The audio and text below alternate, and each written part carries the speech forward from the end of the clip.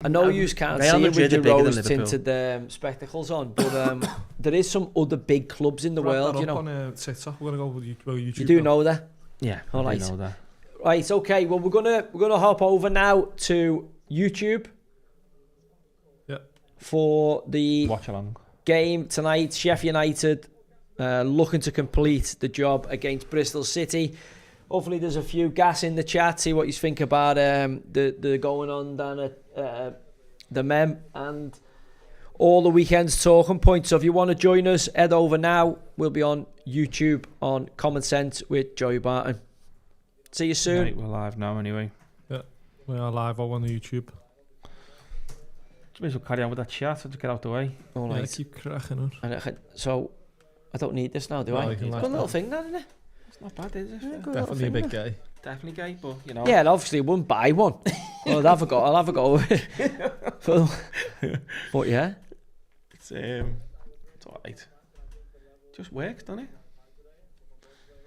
It's a Yorkie all day, by the way. No, Johnny Crow, it's not a Yorkie. Hey, that's fucking spicy. That fruit in. Weren't it? Well, I've had the chip. Yeah, nice. Yeah. You had a chippery chip. I just had to get from the shop, just in case. Yazoo to take the edge off it. Honestly. A Yazoo. Right, we're live here, by the way. Oh yeah, chippery chip. Right. Okay. Trent, talk. Carry on then. Hang on, I'm just texting and I can't multitask. Oh, you're a typical man. Right, let's go. Can we get a brewski? Are you doing the brewskis here? Okay, welcome to the watch along tonight. We've dropped down into the the championship. Let's be honest, the playoffs, kind of the teams that have got all to play for, with that one opportunity to get 200 million, 250 million pound bonanza by getting promoted to the Premier League. Is it that much? Is it? It's getting into that spot now, isn't it?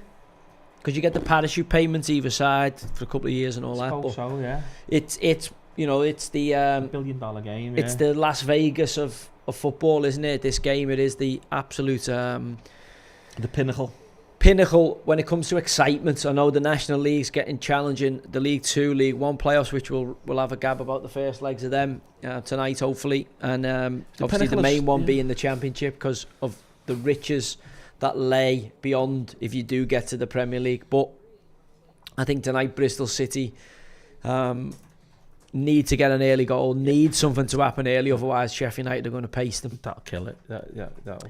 Sheffield United get one early goal, it's going to be like ball fest, I reckon. Yeah, and then you've obviously got Coventry, Sunderland tomorrow. You fancy any of them though to come back down, wouldn't you? Even if they get promoted. Does anyone think they'll stay in the Prem? Any of them? Coventry, Sunderland, Bristol City or Sheffield United. Yeah, do you think any of those four teams, forget who they are, do you think any of them could stay in the Premier League next year? You can't, can you? No, absolutely not. It's great, enjoy it, get yourself a pool party, get your wages up, but then get ready to just get absolutely finger blasted for 38 games next season. Yeah, unless get humped around. Unless you got a Forest owner who's going to come in and spend 200 million and try and back it to the hill. What did you think about the City against Southampton result and Ruben Diaz's comments? I think it was a strange comment, because it was a salty one, because he said, they only play one way hard to play against blah blah blah. Must have been a coupon buster. I went all in on Kev De Bruyne in my fantasy league for the captain there. So I had 2 City defenders and everyone else captained. I had Haaland. So I smashed it. Got the clean sheets. Did you have Gravidal? And Ruben Diaz. Oh, nice. I had paired them, yeah. I just think he was your captain. I had a great week. Well. Oh, good. To be fair to Southampton, when we played them twice this season, he played quite well. I didn't think that they beat Everton, didn't they, twice? They beat Everton in the cup. They're not the worst team I've seen this season, and I feel Southampton not even close. Yeah, but they've got a terrible points haul, haven't they? But they've got it. It was the way of playing that's killed them this season. They had a one way of playing, and if you can nullify that one way of keeping the ball, passing out from the back, and you can, you press them and you beat that second pass over the top, you're going to beat them. Who's the worst side you seen at Anfield then? It must be hard, because obviously you're so Spurs. one-eyed, aren't you? No, Spurs. So one-eyed. Spurs were the worst I've seen at Anfield. Well, we get into Spurs, who lost the 20th league game. They were How shit. bad's that? So Tottenham bad. Hotspur. And they're They were about to so win a bad. trophy. Did you get the photo? I'll have to send you that photo It's now. going to Won't I? be El Shitico, that Europa League final, innit? I might be going. It's comely. The worst thing about it is the winner of it. Get Champions League. Yeah. Wenger spot on what he said. Like, it shouldn't go to the winner of that. No. You can't have the winner of that getting champ. I know they've done it to make the competition a bit better, but it hasn't got better. Because if you look at the two teams in the final, fuck me, the two of our worst teams in the league this The year. worst. And that and both managers could be getting sacked whether they win the league, when they win the cup or not. So Well, that's- Ange also Ange's getting does the say he bullet. wins a trophy in his second season. but he's getting the bullet though, isn't he? Well, hang on, but he did. What did he say? I'll win a trophy in my second season. But Maddison's out injured, didn't he, for the final? I know, but he could. It doesn't No. mean Spurs won't win it. It doesn't mean he won't win it, but I mean, he's their best player. So, when you So you say Man U are going to beat them? yeah. Well, we'll see, won't we? We'll But see. Ange always wins a trophy in his second season, as he told you at the start of this junction. Yeah. So if he does win a trophy, how can you get rid of him? And then you're in the Champions League Listen, next year, and he's won the Europa League. He's Which getting the bullet. when was the last Spurs manager to win a trophy? Fucking Keith Birkinshaw or something like that. 2007 they won the... What was his name? Keith Birkinshaw. What was the last time Spurs won a trophy? 1970 or something like that? 2007 or something they won, didn't he? Oh, not a League Cup. What Yeah. about a proper trophy? Like the Europa League's the old UEFA Cup. It's a proper trophy, that. Yeah, it is. 2008. They won in 2008, but 2008. before that, they won the League Cup in '99 under George Graham. Yeah, Well, but like not the League before Cup. that, Not the League Cup. Like major trophy, like a league or an FA Cup But or listen, the if- European Cup or something. 70s, is it? It's got to be 70s. The last time they won the league was '61. No, yeah, but they've won a cup FA after Cup, Bill Nicholson FA or Cup something in like that. '91. that. FA Cup 91. European Cup Winners' yeah. Cup '63. FA Cup 91. Gary Mabby. Yeah. That's a big trophy. Yeah, Gaza done his knee. Yeah, that tackle. Oh, So, God, yeah. I forgot that. Yeah, '91 FA Cup. So it's got to sit amongst, if he wins the Europa League, and it sits amongst the pantheon of what Spurs have done in recent memory. It's better than the League Cup. And, maybe not at the time they won the FA Cup, but it certainly sits up there Yeah. with an FA Cup. Winning the Europa League, so how then do you sack Ange? Like, you have He's to give him getting a... sacked. Nah, they won't sack him if they He's win got that. to. He He's can't. got That he's why persisted not? with him a lot. I know they've had a terrible year. We have to accept he has had some injuries as well. He has, yeah. He Right. has. And United have had some injuries as well. Arsenal have had some injuries. There's a lot of teams who have had a lot of injuries this year. It's But- been a weird old Premier League season. It has been it's been one that's sort of, don't blame Liverpool for it, for the others like. Do we have our predictions from everybody who said I know he's looks a bit like Maranachas, and loads of people text me yesterday saying, why is Cambo running down, kicking off at Espirito Santo? I said, it's not him. I said, that's the fucking owner, Maranachas. Yeah. I don't know what he said. That's my issue with it. I He's don't got know the what he said. half-time Sani order wrong. Yeah. Sani Listen, order you was don't wrong. argue with him. No, he was. I think he was kicking off over the substitution, and Yeah, then I don't know if kicking off over. yeah, because they've obviously you can make 5 subs now, but you've only got In three the places, windows yeah. to do them. You've obviously got I think 3 windows. Obviously half time as well. You can do it, so that's the 4th window. Talent. So they had to get the subs on, and Tayu has gone down injured. The centre forward puts himself about, gone down. Big one. And they've gone on and seen him and said, oh, he's all right to play on. So they've made the sub, but they've got no other window. They've still got 1 sub left, but they haven't made the sub. Then he's come back on and had to go off. So then they've ended up down, and they can't get another sub on because they've got no windows left. So they've ended up down to 10 men. And Leicester scored in that period, don't they? Is that when Buonanotte scores? At the end, 80. So that's what he's lost his head over. But is he arguing over that, or arguing over the scenario? It's just like, what the fuck's gone on by the look of it? Because he's fucking sitting up in his box and going, what the fuck's gone on? How's that happened? How have we ended up at 10 men? Who's fucked up? Because they just cost me a fucking right few shilling if we don't get in the Champions League. It's a lot of money that As you would be if you were the business that... owner and you were, Yeah. you'd be like, what the fuck's going on there? Now, by the way, I thought the way Espirito Santo handled it, and I thought the way the owners handled it with the statement they put out, dealing with it relatively quickly, has not allowed it maybe to burn the building down. Yeah, they've nipped in the bud at the level that the press and that have obviously tried to get it. I think we have to accept that football's very emotive, and that was an emotive game. But I still think it was completely. He should have done it in the changes. He should have done it on the pitch. That's 100%. Whether he was shouting and ranting with him or at him, you don't do that on the pitch. Again, you can't have your cake and eat it. Everybody's waxed lyrical about, is his name Evangelis Maracanagas, the owner of Forest. Everybody's waxed lyrical when they've had great results this season, and when they've been coming in, he's been in the tunnel like five and all that, going, oh, look at the bond between owner and players and all that. And occasionally, obviously, like the other day, it might have spilled onto the pitch. You know, the emotion might have got the better of them, which can be a dangerous situation for your ecosystem. Luckily, it looks like they've handled it quite well, but also we have to accept that is football. Like it's football. People aren't that, you know, as much as they've become more media savvy and more media trained now, people aren't robots, and they're going to say and do things that sometimes boil over. And I think he did, and the way they've dealt with it, Forest. But also, I didn't think Forest would have what it takes to get there. I did think Villa, what result for Villa against Bournemouth the other day. And I still think Villa goes Chelsea after. I thought Newcastle were up. I went Liverpool, Arsenal, City, Newcastle, Villa. Yeah, I had what are you Forest. shaking your head for? You're shaking your head like I didn't. You had Forest in there. I had Forest. Sure. No. I had Newcastle the whole time. You did have Newcastle. I had Newcastle, City, Arsenal, Liverpool the whole time. You had Villa. I had Forest. He had Newcastle. I did have in Newcastle. That last spot. So I'm pretty happy with my decision. What's a forfeit? Get me tits out. No, what's a forfeit? It's going to be a forfeit, hasn't it? Gotta shave your head. Well, whoever loses out, I'm gonna shave my head off. Yeah. No, Maranachas, you can't blame him, can you? Just think out. He's just thinking Champions League money in there and what that comes to. You can't blame him, but you can't. There's no right or wrong. Do it behind the scenes. That's not many times. Not Forest get a chance to break into the Champions League. I know. No. Well, back in the day. When can you see Spurs and Man U having a fucking season like this again?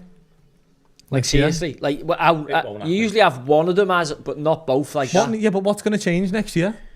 Money. They'll get stronger. Money. They're bored. They've spent millions. I know, but if you throw enough shit, it sticks. So no matter how many times you buy shit, one of them's going to pull off.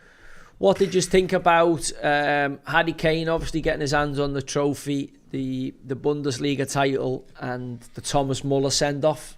I don't respect Harry Kane for doing it. You don't respect him for doing it? No. I think he's took the easy way out me. I know what you're saying. He's took the easy way out to get a trophy, which, if you're going to pick a team to win a trophy in Europe, you're going to have to buy Munich. Buying all PSG in it. Real Madrid. No. You talk at top level. You're going Bundesliga, you're going to Spain. Are you not respecting the Scottish Premier League title there, like, at the same level? It's not at the same level as the Bundesliga, not even close. All right, that's interesting. Not even close. Right. Well, you've got Scottish blood, haven't you? So you can pass comments on it. Campbell must be a Scottish name. Campbell is a Scottish name, yeah. There you go. So who's your Scottish team? Who's your sport? I've got a picture of me in a Celtic kit as a baby. But I'm asking you who you support. I didn't say what pictures have you got of yourself in kits as a baby. I'd say who you support? Celtic this is a belter picture. Celtic's probably my team where I used to have all the kits as a kid. No. It's I get that, but I need you to pick a team to support here. Can we? It's me in a Celtic kit. C.R. Smith. Yeah, see? All right, yeah. Do you not know it? What's that, 1970 what? Ah, yeah, you should. Are you the monkey? I'm going to say something there. Don't say it. Is that a Barcelona kit? Oh, I remember they used to, when you go abroad, and they used to have the little monkeys in Real Madrid kits and Barcelona kits. Taking a picture with them. Atletico Madrid kits. Don't see that anymore, do you? No, because you can't have a... Remember in Morocco? I suppose it's hard to have a pet chimpanzee just for photograph opportunities. Yeah. Do you know what I mean? It's the next level, grifting, that, isn't it? Celtic with my team as a kid. All right. It fits, doesn't it? Fits. What are you, though? Weren't you Celtic? I think you do. I used to get Celtic kits, yeah. I think a lot of people... Easter. Used to get Celtic kits at Easter. Always at Easter. I think it was very Catholic. Well, yeah, again, Joseph Anthony's quite a Catholic name, isn't it? Yeah. Mark James. Roman Catholic. But again, we didn't have a clue about... You just got a kit, didn't you? Yeah, we didn't have a clue about fucking sectarianism and all that. I remember getting all the like Watford kits and all that. Do you remember them? They were going round and they used to come in like cardboard boxes, the kits. They were obviously like kits that had been made. So it was like 1993. And you got them in it with like a pierce But clear. it was like Watford 84 kits or 85. They had like a clear perspex on the front. Yeah, that's the lad, yeah. But they were belter kits, but it was obviously where they'd overrun them and they hadn't sold, but they were just doing the rounds again. But like, they were belter kits. Boss kits, but they had like a clear... We all got them because we had all scruffs. So you were just made up to have any kit to play footy in, weren't you? Any kit would do. Yeah, I used to live in my Liverpool kits. You weren't allowed like Man United kits or anything, were you? No, what kits did I have as a kid? The only kit, I remember having a Blackburn kit. Blackburn, yeah. I had a Blackburn kit. What did I have? I had a few City kits, like. That's a thing when you're seeing in the champ now, like, not good kits, are they? Or like shit brands and all that, like at least the Premier League kits, you're like, oh, fucking hell's a good kit, that. I mean, after ones in Spain, I haven't got a fucking We were talking about this the other day, weren't we? What is your favourite kit of all time? It's AC. I like the Holland 88. Holland 88? With the like checks on, and there was the West Germany Italian 90s. That was a belter kit. I said I had that as went to Cyprus, and I had, used to get like copies of kits, but on Cyprus they were t-shirts, like cotton t-shirts. Proper Primark fella. Just prints of the kit on it. And I had the West Germany one. But no, I reckon the AC one, what was that kit? Nah, you're not having a Adidas originals one? We're having a thing here. What's the best chocolate bar out of those two? Neither. Both Raisin and biscuit, Yorkie. Both paedophile biscuit, both paedophile chocolate. Can't say that, lad, they'll sue you. Don't say that. Yorkie and picnic will sue me. The chocolate bars, yeah. Chocolate bars will sue me. Probably would, to be fair. They probably would, you're right, no, yeah. So let's know. It's a cracker there. The Fiorentina Nintendo sponsor was kit. a good one, batter shooter. That was a great kit, that. No, the AC Milan, what year was it? The white one of that was a cracker, where they had white with purple shorts. What year was that AC kit? 92? AC Milan, yeah, dead 92 simple. with the Adidas. The one you put in the chat. Yeah, that was the sickest kit, that one. I like the Barcelona one. When it had like a little badge with it was like an S. It was like a Mario. It was like a little S. It looked like a little S on the side or a little N. Yeah. Get your computer on, we'll get it up. And I like the Brazil one that I sent you, the blue one. That was a good one. That was 2000. Where they scored, 2002. Yeah. Ronaldinho against Seaman. I think they were the France 98 Holland kit was a cracker where Bergkamp scores that goal against Argentina. From the angle. Yeah, where he flicks it over. Yeah. And Bergkamp scores the volley. What year was that then, that letter S badge? Romario, so we're talking probably 1990. Just get Barca kit. Barca kit say 92, 93. Remember that orange one? That was a belter kit as well. That's Romario for me, that kit. Right, a few people asking, I'm going to have to do it. Go on. Thoughts on Daryl Clark? Daryl Clark. You've gone through it obviously, but let's go through it again for everyone, for all the newbies. That one. I can see the logic in the looking for the teams here. I can see the logic in the Daryl Clark one. They've obviously really struggled to win over the fan base. Daryl is well thought of by the fan base, having getting promoted from the National League back into the Football League, and then from Div 2 into Div 1. So he's well regarded. He's done a decent job at Port Vale, getting Port Vale promoted via the playoffs, and I think it's a good fit for them. From what I'm hearing is the son-in-law's been the son has been moved on, so whether that's true or not I don't know, but they probably needed to do that. So it'll be interesting to watch them. But my gripe, my finger with them's over. It's kind of point proven. Like I'm like, what did you expect? And I want to see them do well. That's the kit there. Yeah, I've just said it there with the silver. What's that, 91, 92? So there's no chance of them selling these owners then?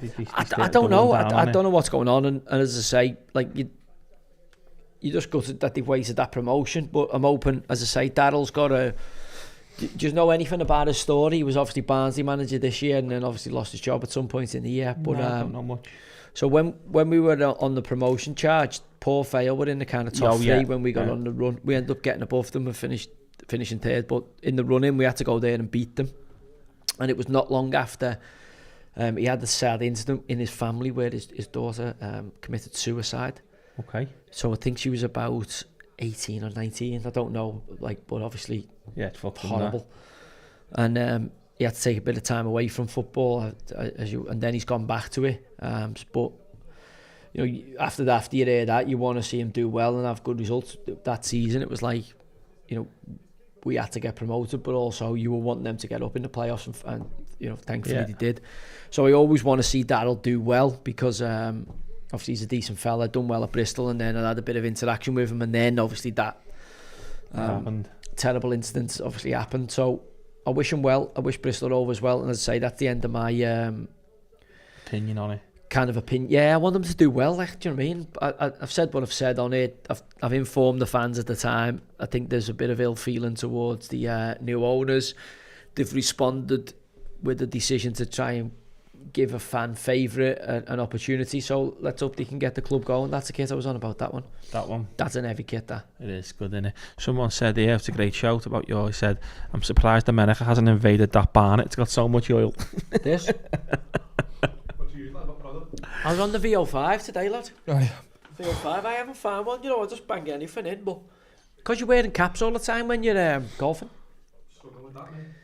Yeah, it's hot, and you've had a spicy chicken burger from Mackey's as well today. Nowhere near that. I know, but your toilet later is going to have a torrid. That's got a nice. That is like, that's like a bit of a sting, that. Text your bird and tell her to put the bog roll in the fridge before you get home. I got baby wipes. Okay. No, so cold ones. What are we thinking then for our game here? 1-0. 1-0. Boring 1-0. Yeah. They've got to go for it though, haven't they? Like, what's the point in getting this far and not having a pop? I hope it's tasty. I mean, the sending off and a penalty is a double kick in the plums in it, but you know, it's you work all season, and then a mad decision at a mad moment costs you everything. But I can't see any way that Sheffield United lose this game tonight. No, they can't. That's fine. I'm going for 1-0. 1-0. Look at that kid. Cork City, like them after Germany. Look at them. That's about it. Is a cracker. With the Guinness, a good kit. With the Guinness sponsor. Guinness sponsor. Didn't like that one. Lotto. Yeah, I didn't like it. I thought it was a bit. It is saying the top 10 kits of all time. The top 10. The top 10 best retro footy kits. The number 8 is. Oh yeah, someone got injured in the warm up here. Nacky Wells knows his way around the onion bag. How small is his feet for the size? Like he got ragged, didn't he, though, after 60 minutes the other day, I seen. But he is a netter, isn't he? Yeah. He is a netter. Go on, Croatia. So Croatia wasn't having them, and that you was not having it either. I think it was just so busy. Busy. Yeah. Something we've got to talk about, Aldershot. Seen a few of their fans have had a little dip. Did you not see the fella off Strictly's had the ding dong, had the ping at me on the... Fella off Strictly? You know, his dad's obviously Tommy. Yeah, he fired in, and I just sent him a picture of a pussy back. Oh wait, did you? Of an actual cat though, man. About I know. If you just type in pussy, pussy, because that's what he is. That Kai Witherington. Don't know who he is. That's his son. He's off dancing on ice or Strictly on the dancing or something. He's a fucking sausage. What's his name? Kai Witherington. But he fired back in saying cry harder or something. So I'm like, it doesn't change what I said. Your dad's a lying bastard who's full of shit. Him? Yeah, this gimp. He looks like one of the is it the Weasels? Remember that Australian fucking kids program? The Weasels. Look like him. So his anyway, dad, he's on Strictly, is he? His dad's his dad. The sausage. Yeah. God, look at him. He looks like a fucking Lego head. He looks like Arteta. Well, obviously, seen Arteta lost his head last week, didn't he? Did you see that after their game? Saying they're the best team in Europe and all this. Come on, Michael, turn it in. Yeah, it was a mad interview, that. Yeah, that was the whole of Anfield was singing it after we got 2-0 up. Singing the best team in Europe, you're having a laugh. The big one was, he said all their bench are saying it. Yeah, as we knock it out, mate, you're better than us, yeah. You're out. You're out. See you later. Yeah. He's the most unbearable manager I've ever... Oh, he's Arteta? just... Yeah. Is that because he's played for Everton? No, because he's just a fucking plum. That's why. I just can't get with him. The stuff he does, he is just David Brent of footy. He just blames everyone else. He just makes... He makes Brendan Rodgers look normal. That's what he does. He's a Guy Neville was spot on. He said he's done very well to be a Premier League manager for 5 years and not win anything. No one else does that. At that level, but like Arsenal and the known playing good footy, they were fucking long throw-ins the other day. Oh, the Saka one was a little little neatly worked free kick, weren't it? Where they blocked and Saka got round the back. He should have done better, to be fair. Yeah, the first minute or two. Yeah, we done well. I was shouting, step up, and then we all stepped up, and Saka just came in round the back. Your fault then. My fault. Hands up. Saw a slot. Must have heard you. Yeah, definitely heard me from fucking row Z in the main stand. Now in between you booing.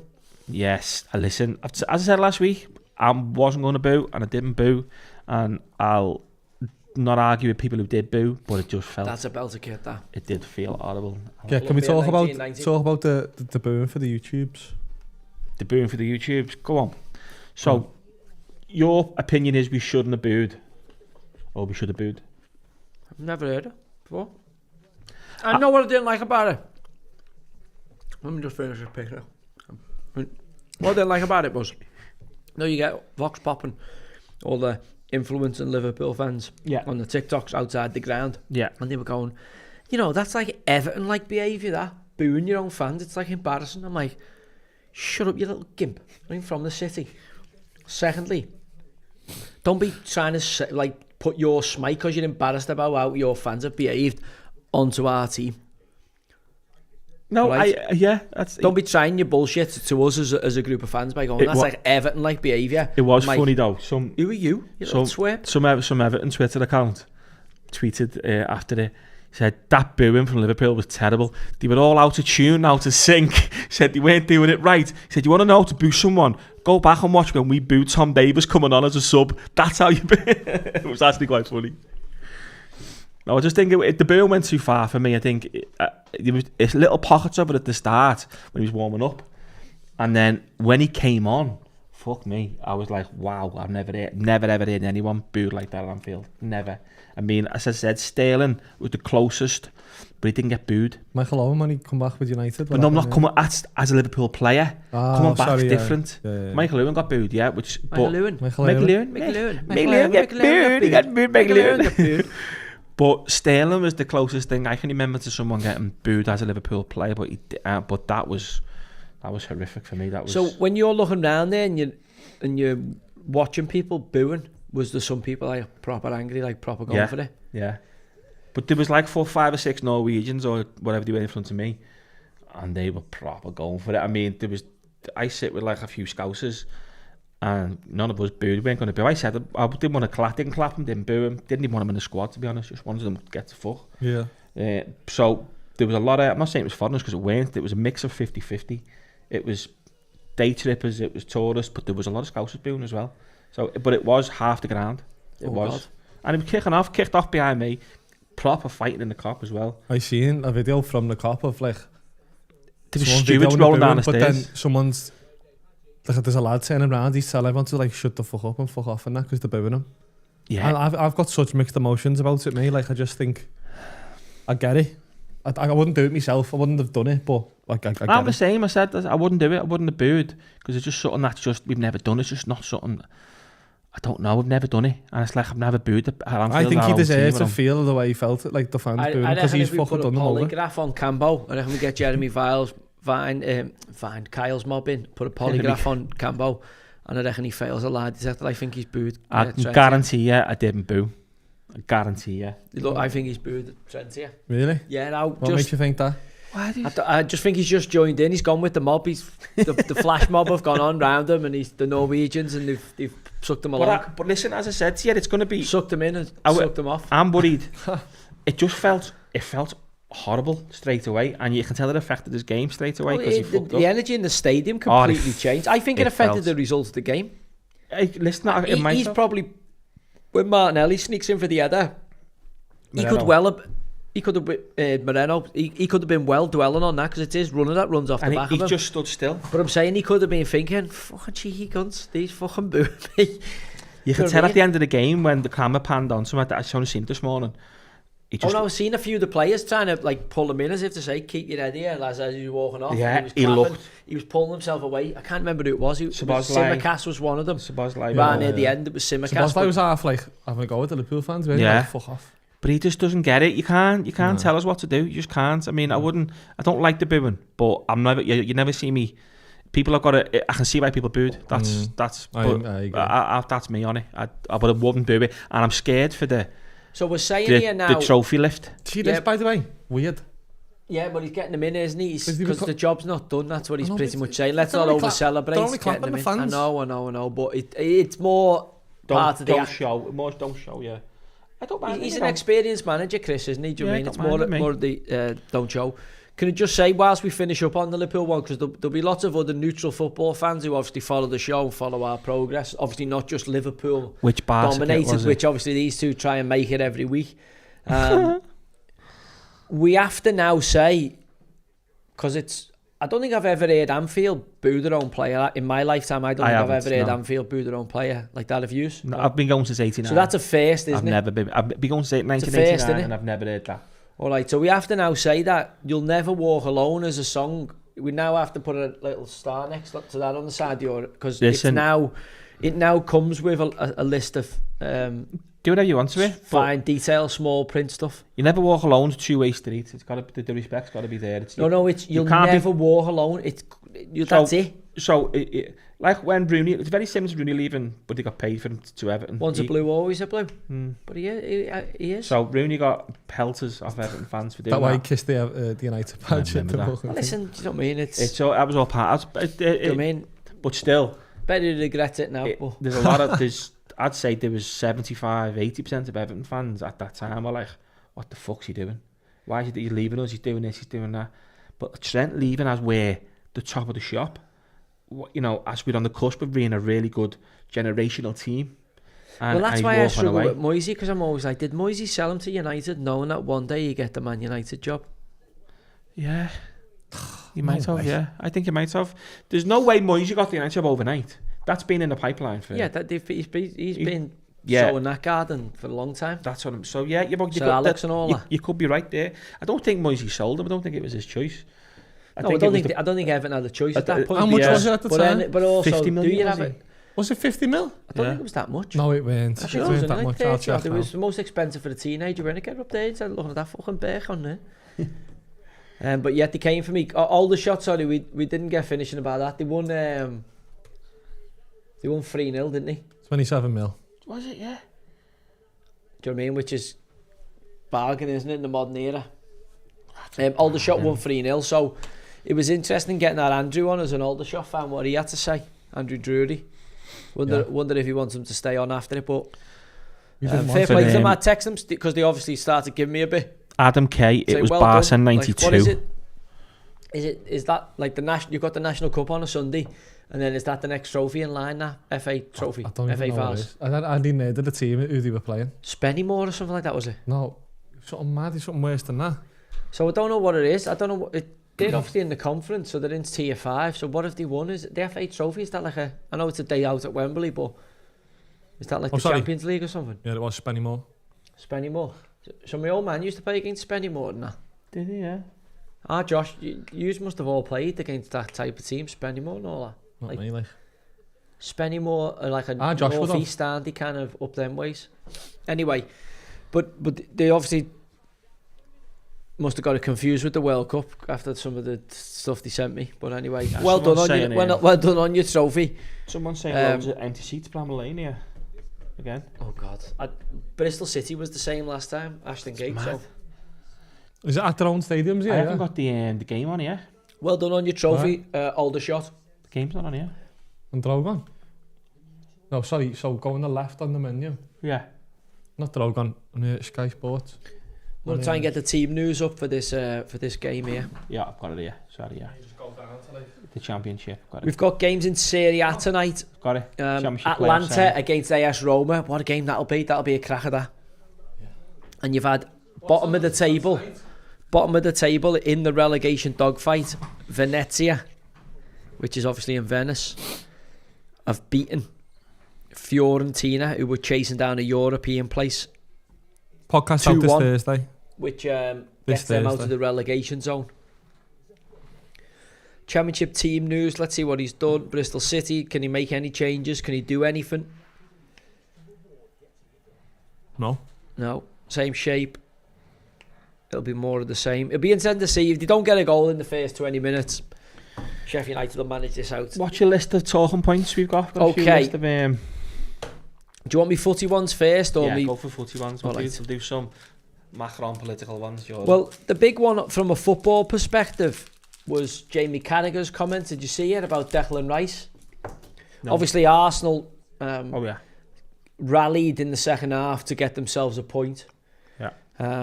I think they were fair for that in the end. On the balance of the 90 minutes, I think it was a fair point. We were shot in the second half. For half an hour and the second half, it was shit. Well, again, let's stop talking about yous. We've already spoken about yous for a little bit. Can we talk about another team, Arsenal, who you played yesterday? Okay. Arsenal were worth a point, in my opinion, based on what I saw in the game. Yeah. How much of that's down to Liverpool's quality or Liverpool's lack of need to go and win the game, I'm not sure. Well, have you heard they've all gone to Dubai today? Liverpool? Yeah. Sorry, after the game yesterday, they all had a flight to Dubai. All right, so it would have been nice a flight to win, but also not getting beat is still a decent flight, that. But just, I know what I mean. So they weren't, that's how arsed they are. They've all booked the Somebody flight. said they only turned up to training after getting till Thursday off this week. I bet they had all week off.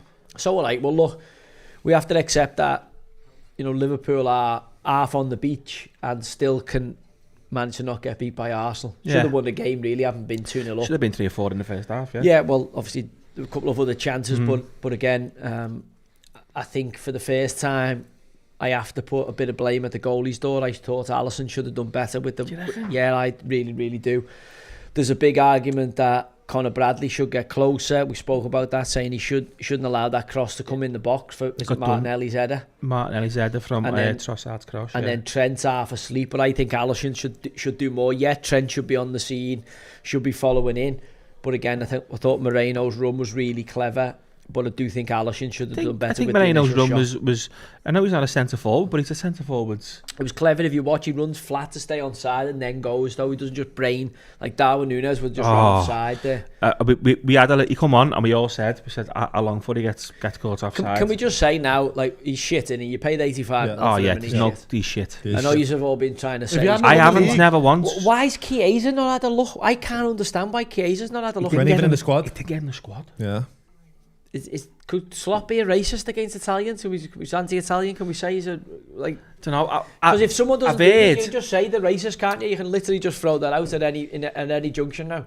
Oh yeah, we've been accused of racism today by Arsenal fans. This is what I was going to say, because the Arsenal fans have called Liverpool racists. Yeah, for booing a player who's black, just because he's black. Because I is black. Yeah, it's nothing to do with race again.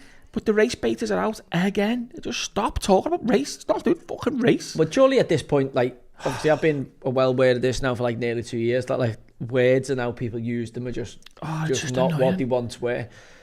In this regard, they obviously trying to drum up some kind of division based on nonsense again. But it's dangerous. It's very fucking dangerous. These are dangerous racists who are accusing Liverpool fans of being racist. But it's the Wild West out there. The reason it's the Wild West out there, I don't know whether you've seen this at the weekend. You had Keir Starmer, Emmanuel Macron, didn't see it, and the fella who's the head of the EU, is he? And then you've had Alex Jones and all that, who's this mad right wing kind of American loon ball, and he's a cracker, like, but he's mad. But he has been right on some stuff as well. Yeah, he has. Yeah. Who's saying they had the patsy on the table or whatever and were trying to like move the spoon away, and then a big whole conspiracy theories opened up off the back of it. I put like, how can you not love this app? Yeah. Like, what of the world does this take place? But it is, what's he hiding? No, he's hiding something. He's gone like that, he's gone. It looked like a scrunched up piece of paper, didn't it? I don't like, what was the other? The other one looked like a little pencil stroke spoon looked weird, I'll give you that. I don't know what it. I honestly don't know what it is, and you don't say for sure what it was on the table. But they were whatever it was, they were hiding. Right, surely, if you're a world leader, stop hiding that on your table. Well, again, surely if you're a world leader, you're aware that there's a camera crew outside waiting to come in and broadcast to the rest of the world. I'm pretty sure you're not going to have a party bag on the table and a party spoon. Yeah, you can't see that, and I don't think you'd have it out on the table. Keep still. Why do you keep doing that? I'm trying to clean you up. Thought you look like do it to our kids. I say I've got dog. Look all the fluff on your thing there. I say I've got dog chin to our kids. I go, feel like dog chin there. So, surely you're aware that you'd think so. The press are coming in the thing. You're not going to have anything compromising out in front of your eye. Come on. No. I said it looks like an 8 a.m. kitchen scene when your bird walks in to make the breakfast. Just like, but it isn't. It was a strange little It was weird. Yeah, it was a strange little having a big series of events. Lemoed up bum party. Is that what they're doing? No, because Keir Starmer turned up. Oh, look, Loafhead's there, look. Big Harry. Big Breeze Blockhead. Sheffield legend. Could if they get promoted, could he make a big mad return to Sheffield United and they build a team around? No, I could 100% see that. Like, no. Right, I meant to talk to you about Declan Rice. Yeah, that's how we started up before you so Liverpool again. brought Emmanuel Macron's weird nose bag and free gear Starmer. It might literally be free gear Starmer's. No, I wouldn't. He hasn't got a clue what it is. But again, it's mad how the internet like just polarizes like that, especially X. Twitter, where the mad conspiracies run away with you. I have got some other stuff I want to talk to you about. But Declan Rice is the main port of call. Carragher's comments, don't know whether he's seen them. Seen them, yeah, and he's right, I think. Did you see them, Noah? I haven't seen them, no. I think he's right. Well, his comments are along the lines of, Declan Rice has been Arsenal's best player, obviously made big impact in that game against Real Madrid, and as for England, if he doesn't start to win trophies and have silverware to show for it, is he going to get frustrated at Arsenal and want to maybe, engineer a move to a team that delivers silverware? I think so. Why? Of course, he said he went to Arsenal to win trophies, which is a funny thing to say. Yeah. Well, at the time, it was would he get in Liverpool's team? Of course he would. Yeah. Yeah? Yeah. He'd be unbelievable for Liverpool. I think he would as the 6. Yeah. He could play 6 or the 8 though, because him and Gravenberch, he'd be like a fucking... I know, but as the 6, I think Gravenberch, he's dipped the second half of the season, because I think he's never played this much football in his career. Yeah. So and especially in the Premier League with how high intensity it is, and he's played Champions League footy, he's played so many games, he's dipped Gravenberch, we do definitely need, and Rice is cook over. Actually, he played for City. He played for anyone. He's the best holding midfielder in the league at the minute. Yeah, he is. Only because Rodri's obviously. And I think Carragher's right. If Arsenal don't win a trophy next season, I think Neville's right. Arteta's gone, and Carragher's right. Rice could be gone. All right. Yeah, you must think the same. You can't stay there. You can't stay there on Arsenal forever, can you? Yeah, I kind of get that, but I think he's London boy. He's obviously made a jump from his boyhood club West Ham to Arsenal, even though there's pictures of him, isn't it, in a Chelsea kit as a kid? Yeah. He was in their academy. I think, if you had the Sir Alex Ferguson type character in the north, whether that was at Liverpool or Man United, I don't think Arne Slot's going to be able to entice Rice out of the capital. I think a Fergie might to a Man United, but I don't think there's anybody... I don't think Eddie Howe, for instance, is going to be able to do that at Newcastle at this junction. So I would imagine Arsenal will build, their next, manager and obviously big delve into the transfer market around Rice. Yeah, they're not going to, They're making the focal point of the team. Like a Van Persie getting shrewdly moved out by Fergie. Yeah, I don't think there's. I know, but I'm saying I don't think there's anybody with the kind of negotiation skills at Liverpool or at Man United or Newcastle to be able to do that. No, I don't. I think you hear things about the players, and Rice seems to be a big home bird. I think if he ends up at Liverpool, he'd do what kind of Paul Ince did, where he went to Inter Milan, or he goes to a big European club, which I think Harry Kane could do now. Come back to any English club because you've kind of been to a foreign club as an almost stopgap.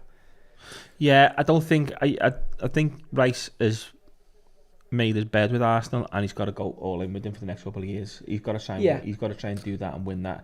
And by the time he gets to 30, if he doesn't, he can go somewhere else. But again, would he be in a situation where I could see him going from Arsenal to City? I couldn't see him going from Arsenal to Liverpool. But you got it. It's not Arsenal to City. It's Liverpool to. It's London to Manchester.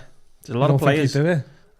A lot of prime example. Boy? Does he? Yeah. But again, don't forget all the ones who come north, and all the birds are complaining about the difference from London to Manchester. Alexis Sanchez and all Zubimendi. Well, Zubimendi obviously didn't want to sign for Liverpool. He's going to sign for Arsenal now, isn't he? Yeah, because obviously his missus has had a big say in it. Just on the Arteta thing in Arsenal, people saying it's just right saying he's had 3 years and he hasn't addressed this striker situation where because he's fucking stubborn. He's fucking playing centre mid. This Marino, I like Marino. I reckon he's a really good player. But he's not a striker. He's not a striker. Like that alone should tell you that he's not the manager for that level. You don't win the league, do you? Without a decent. You can't win the league. You can't win the league without a decent striker. Liverpool just done it. No team this year. Liverpool just done it. Well, they haven't because they got Salah. He's not a striker though, is he? Well, he is. But he's not because they've got Saka though. What? No, Saka's not like Salah. He's no Salah, but I'm saying it's hard to say you don't need a striker when we haven't got a world class striker. Yeah, but he hasn't been fit enough, has he? So Liverpool have technically just done it. But we've got a world class forward in Salah. And we've got. But you never said that. You know what? Let's change it up. We'll say having a goal scorer up front where we've got Salah scoring 30 goals a year, whatever. Yeah. Arsenal haven't got that. Saka doesn't do that. We've got Diaz chipping in with 12 or 13. That's what I mean. 12, but Arsenal haven't got a goal scorer. Did you see the thing over the weekend? Danny Welbeck, the first time he scored 10 Premier League goals. Was it? Yeah. That's nuts. You know. I love Danny Welbeck. He'd still get a United struggled with injury though, didn't he? He did struggle with injury, or he'd still play for United today. Yeah, but that's like, you know, don't think that's you're being disrespectful to him there. Right. Man, you were poor. This is right. the worst Man United team. In the stream, we've clicked off. Yeah, we are slightly behind. We have clicked off due to the stream delay. All right, predictions. 1-0. We're usually about a minute behind, so no spoilers in the chat. All right, I'm going to go... Get back onto the football chat. 2-2. We're talking about Arsenal. That is football chat. Kyle? I go 2-0. I'm just going to go 2-2. I don't know why. Desmond? 2-2. I can't see you being a 2-2. Desmond? So what about the El Clasico as well yesterday? What a game that was. I missed it. Oh my God. Do you know what? I'm going to watch it tonight when I get in. Was it on Premier Sport or something like that? I think so. I caught the extended highlights last night when I got in. Yamal was on turbo booster. Flames again. It's just like... On flame. He's going to be... Do you see that? That was a good one. They had this group of girls in Barcelona outside the restaurant. And they asked him, I'll take a picture of him. We must have the same algorithm. Yeah. They didn't have a clue. He was. What's your name? Like Ryan or something, didn't he? She'll kick herself. Yeah. That's all later. That way I seen a funny tweet then. And I was thinking, I don't get it. But that makes sense because the thing that you just said about Ryan. Yeah, he says his name's Ryan. Well, did you see that he posted a picture saying like this then on his Instagram because Sergio Ramos and another Madrid player liked the picture of like one of the Inter players celebrating and it had Yamal in the background like this, and he's seeing like Ramos like it, and then obviously they just beat Real Madrid, so he's posted a picture on Instagram and the caption was like this one then or something like that. Yeah, like, Messi never had that. There for Bristol City. What people forget that people forget, you know, he's one of the best footballers in the world. He's still 17 and he's got a 17 like brain. I love it so though. They live on the internet, the kids. Yeah. So 17-year-olds now live on Twitter and TikTok and that. So they see everything. So Yamal will see, whereas a footballer who's 30 odd, you know, they would have even seen that them players have liked that picture. He sees everything and he gets screenshots. All his mates will see everything. Yeah, and also when you're 17, you're like, these are all fucking dickheads. I'm the main man on the planet. Like, the main character syndrome. Like, these are all fucking divvies. I'm not even asked what they got to say about Footy. Ramos, he's an absolute... Yeah. You know what I mean? To Yamal, he'd be going, he's an absolute turn-up. Like, I'll absolutely destroy him.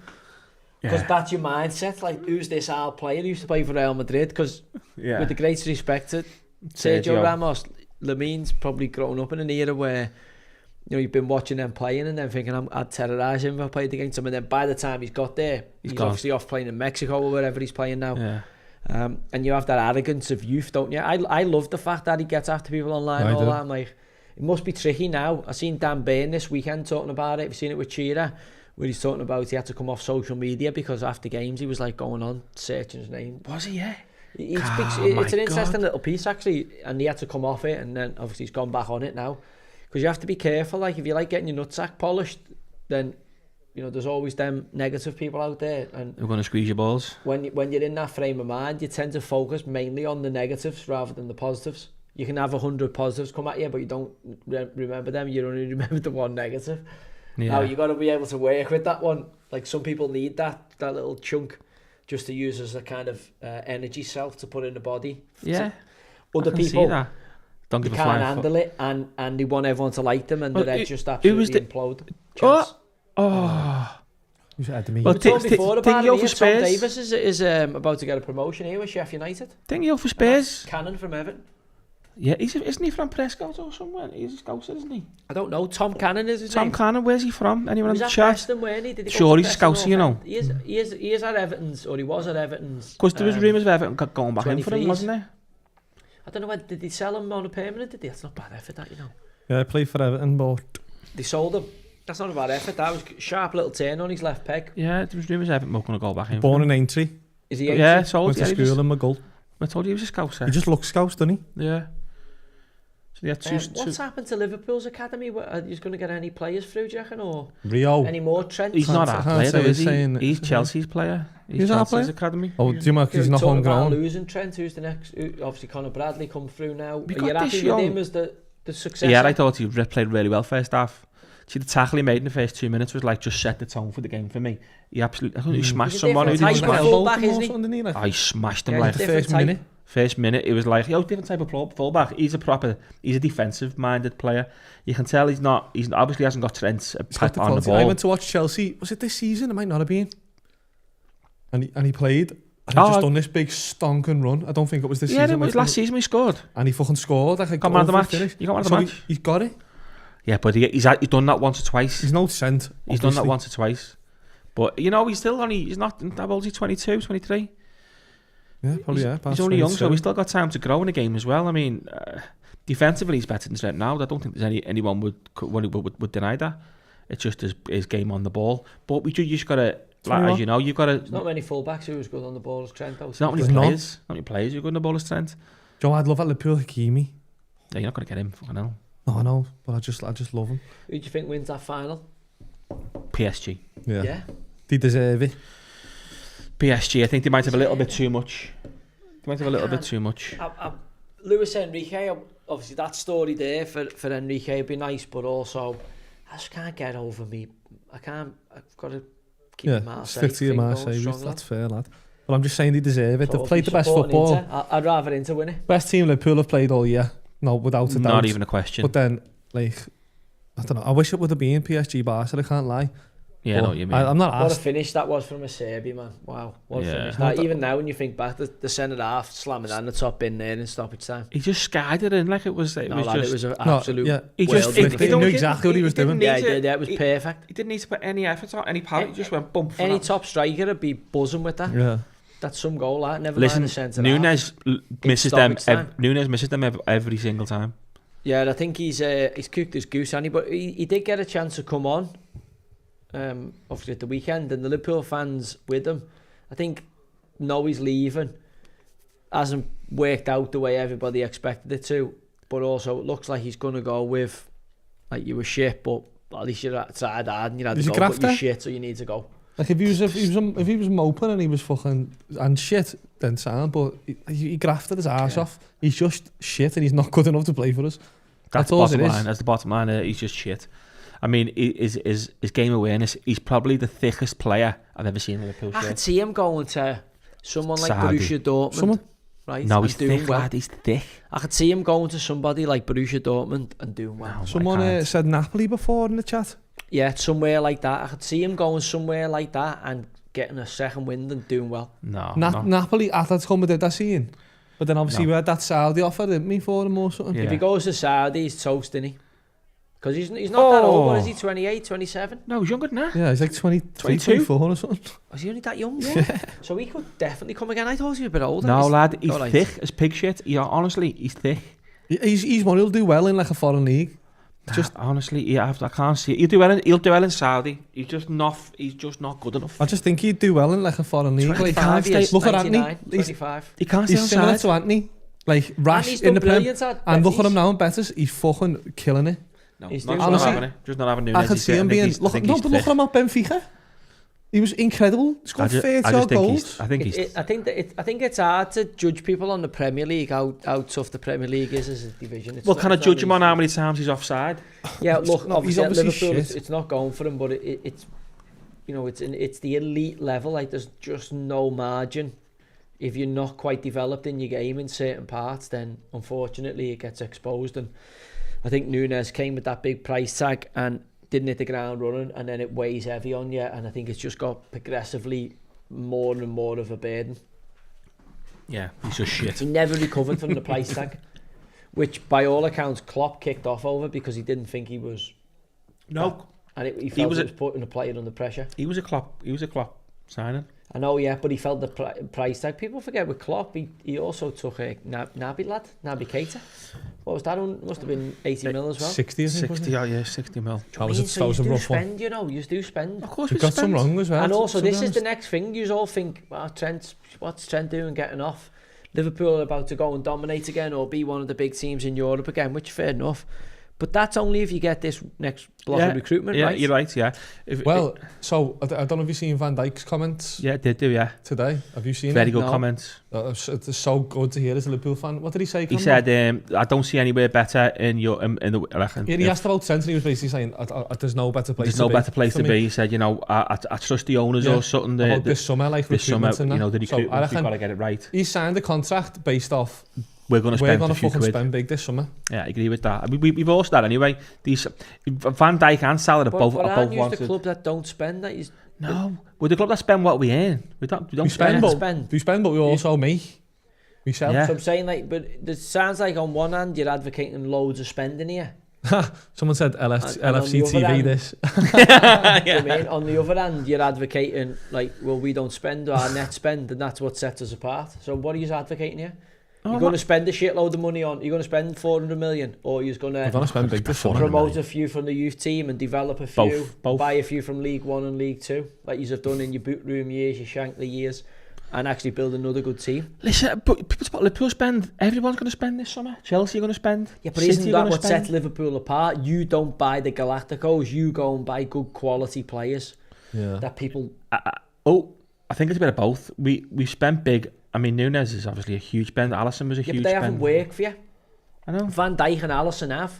But we're saying more often than not, your big signings of, good tackle, lad. 50-50, you'd have to say. Salah was a big sign and worked. Mane was a big sign and worked. But you do obviously get a load of big signings that don't work. And we have to say the next block of recruitment for Liverpool is key. Because you've probably got 4 solid first team positions up for grabs with Trent leaving now, and you need to put world class players in them in order for the team to keep going at world class level. Yeah. Right. Speaking of spending big, then let's get away from Liverpool. Newcastle in the summer. Who are they going to go after? Yeah, who are they? We've got a few Newcastle fans in here, so with the PIF. What do we think? The Saudi investment behind them now, and the PSR nonsense clearing out. No, it's got one more season. Have they still got another year under? No, the PSR's gone. The next season Premier League, the rules are still PSR. They had another vote last month or something, so we still got PSR rules next season. So there's still, you got spending restraints still. Okay. That's why Villa got to sell someone before the 30th of June. Someone big, because the wage bill's fucking enormous. Villa's. See, I just don't like. I mean, Newcastle getting in the Champions League again, for me, will be massive, because you do it once, but you prove it again, and winning a trophy. Obviously, the quality of players they already have in the building. I think you've got a good nucleus of a team. To add a little bit more real quality to that, because you've got Champions League football to offer. I think Newcastle are going to be a growing force in the kind of top 4. I think but that's the thing now. We're going to have, if you're thinking Man United and Tottenham are going to come back to some kind of top kind of 8 form next year, you're going to have a legitimate big powerhouse kind of top 8, top 9 at the top of the Premier League. And then you're getting into your Brentfords and your Brightons and your West Hams and your Evertons and that next group underneath that. I think Newcastle are in a good position in terms of if they get Champions League, they've got an owner who's going to back them, but also as a city as well, it's got something what a lot of other cities don't have. They're a one club city. Yeah. So and I don't know can you name a player who's gone to Newcastle and not liked it? You know what I mean? Not like the time at Newcastle. Yeah, there was a load of players, if you remember, in the early part of the 2000s, where it was talked about as a goldfish bowl living there. Newcastle, it wasn't a desirable place to go. It really was. Kieran Dyer and that. All that kind of era. It was a tricky place to settle. And you couldn't get certain players there because obviously Manchester and London and Birmingham kept that kind of nucleus of the British kind of player, even the foreign player. So it is still tricky in terms of obviously a lot less now because of the money they're paying and the attraction of the project as a whole, and obviously Newcastle going from being a kind of big club in the northeast of England to being with the Saudis behind them. Would you say it's an easier place to live than the northwest for a footballer?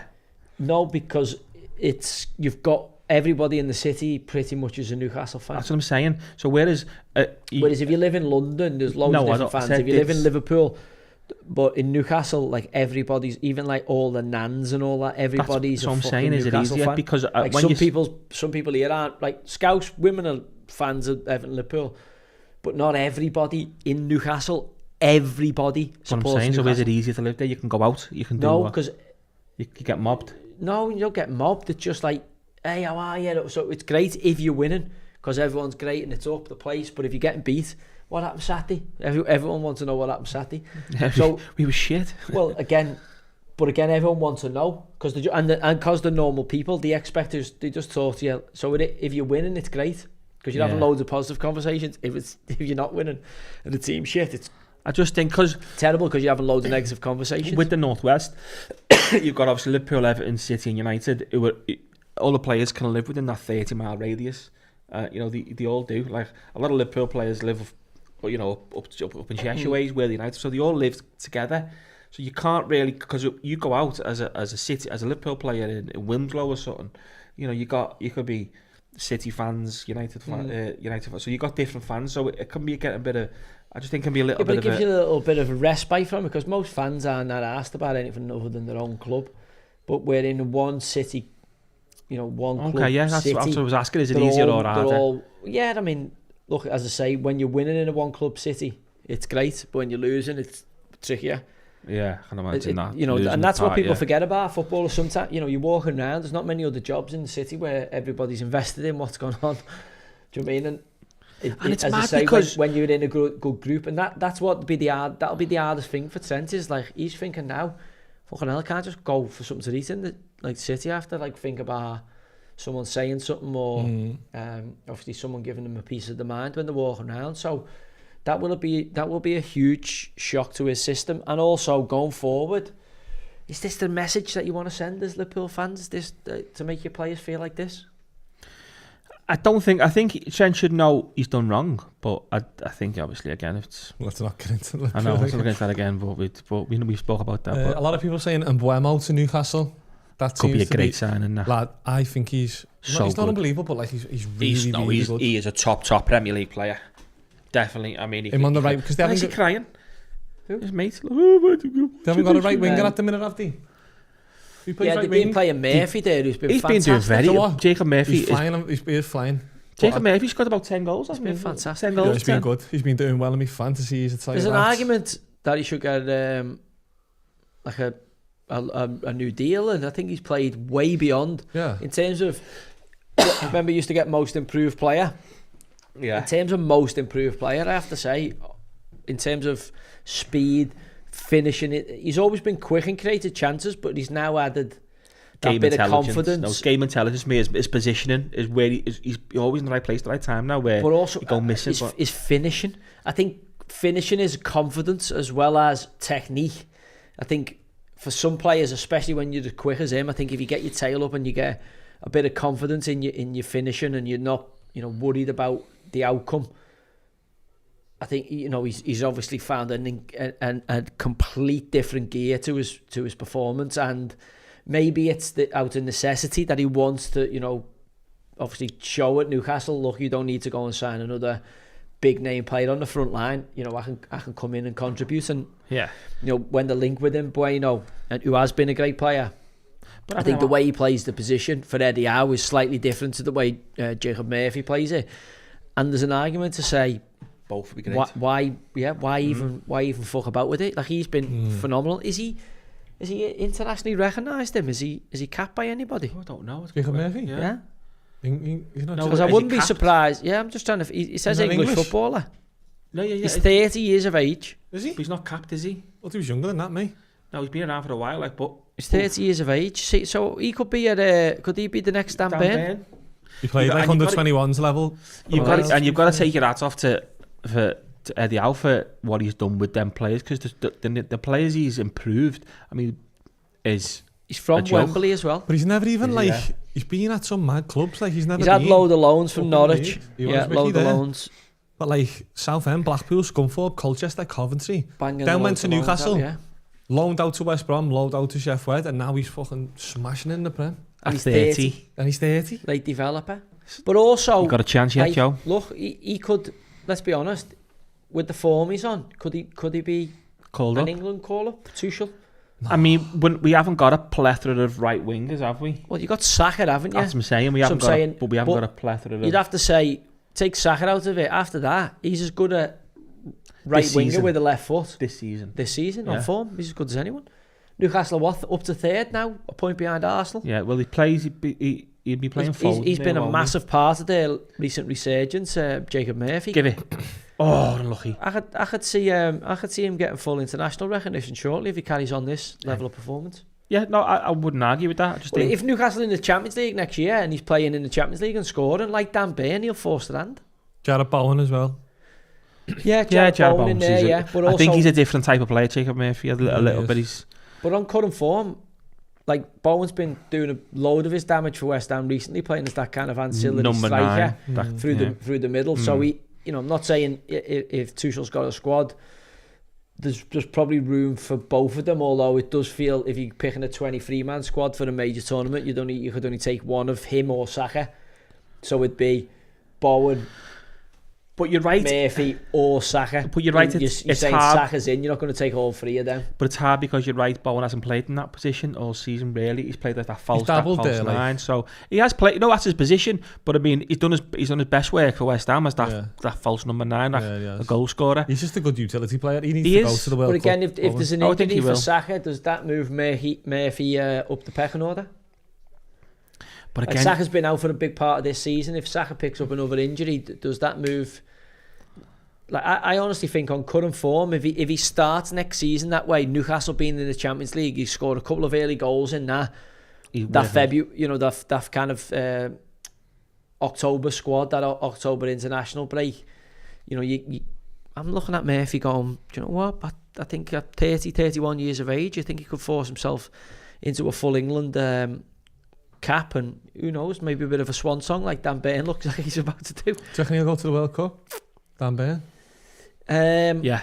Who knows? Yeah, I mean, he's done well in his England performances so far. We haven't got that left side. It's that left foot. Jared Bramthwaite needs to go over Dan Burn. Yeah, I suppose it's not just that though. It's the experience and the size of him. Okay, but he's a 6'6". He's a big cunt. It gives you something different. Remember, like it gives you a goal threat. Well, again, it just gives you something different that others don't. I mean, he's got a bit of work to do before he gets to a major tournament, but like I could definitely see it happening. But how big's Bramthwaite? 6'4"? Yeah, he's yeah, it was unlucky that. I mean, I always like that left-footed option in there, and he does give you that. And the way Everton are playing at the minute. Who are you taking, Bramthwaite or Dan Burn? For me, Bramthwaite, because the left-footed option. Dan Burn's left-footed? I think Dan Burn's right-footed. He's left-footed. He's left-footed? I think he's right-footed. He's definitely left-footed. Guaranteed he's left-footed. Thinking he's right-footed. Is he on the wind up? It's a fact that he's left-footed. he's on the nose up here. He can't be being serious. I would have sworn Dan Burn's right-footed. No, they're both left-footed. I'm still going. He literally plays left back for Newcastle. I'm going. Yeah, but he plays it. He plays left centre half or left back. He's definitely left-footed, Joe. He is left-footed, yeah. But I'm going Bramthwaite though. I just think Bramthwaite, I think for longevity, he's got to be in that squad. He's not too far off. If someone who's been a better player this season, probably Dan Burn, just. Well, Dan Burn's got the bigger moment, hasn't he, with the final goal. I mean, don't forget. But if you're if you're taking one for your team, if you're building a team and you've got to pick between Dan Burn and Bramthwaite for your team next season. Yeah, but it's saying like for this season, obviously Dan Burn's experience, but I would pick Bramthwaite. Yeah, I pick Bramthwaite because he gives you that left-footed option where he opens out and he's got a lovely cultured left foot into the left-hand side. He doesn't. Dan Burn hasn't got a cultured left foot. I know what he means. He has got a cultured left foot. I told you, it's mad the way you call everyone left foot, say he's got a cultured left foot. You never heard of a cultured right foot, do you? No, I've got a cultured left foot, to be fair. Well, but again, there's a Like there's an argument for that, the way that ball gets shaped in. I think Braithwaite is a better footballer in terms of on the ball, breaking lines with his passing than Dan Burn. Dan Burn gives you the set play threat and obviously the defensive goal security in his own box. And I don't think Braithwaite developed that just yet. But also Dan Burn was playing for fucking Yeovil while Braithwaite's playing for Everton in the Premier League. Do you mean it's cup competition as well? Don't forget. So it is different to league. I mean, you can win or lose a game on a corner the 90th minute, and who do you want going up to attack a corner for you? Dan Burn, innit? Well, again, if I spun that question on you, who would you want in your team? Braithwaite or Dan Burn? Then there's Colwell, he's a left-footed centre-half at Chelsea.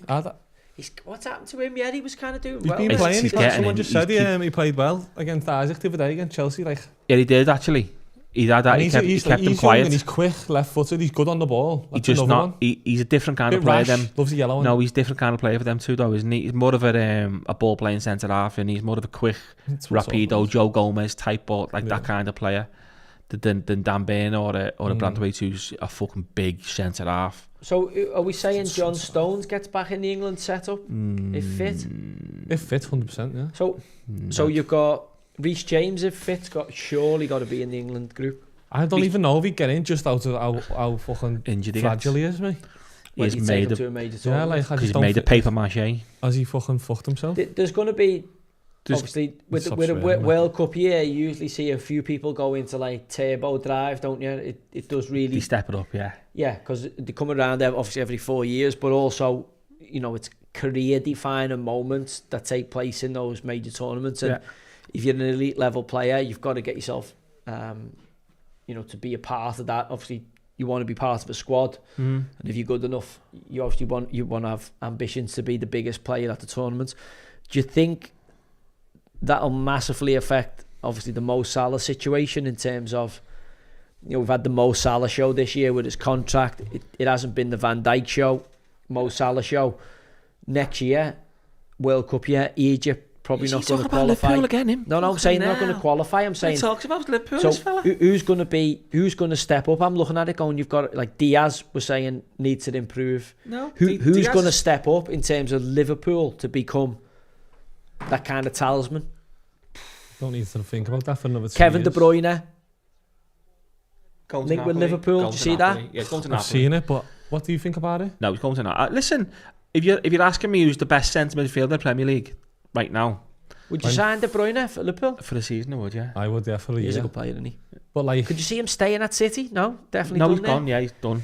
I know, but I heard he's gone to Napoli. He's not happy with them. Napoli? His missus has been spotted in Napoli, yeah, already. Someone told me Liverpool? No, Liverpool, and then it's been poo-pooed already. Effort, lad. I can't see him going to Liverpool. Ancelotti to Brazil. It's done. If he wins a World Cup. And Xabi Alonso to Real Madrid. Done. If he wins the World Cup, is he the best manager ever? No. Do you know what? It's some career he's had in it when you think he's going to go from Real Madrid now to Brazil. If he won the World Cup with Brazil as well, I'm still on the thing that he's a bit of a fraud. Ancelotti? We've had this conversation. He has, and it's talking out of his ass. And I'm not saying, but like he's overrated. Bollocks. He is. We had the conversation. Ancelotti is a perfect international manager. Perfect. He's one of the best managers out there. He's just the coolest cat out there.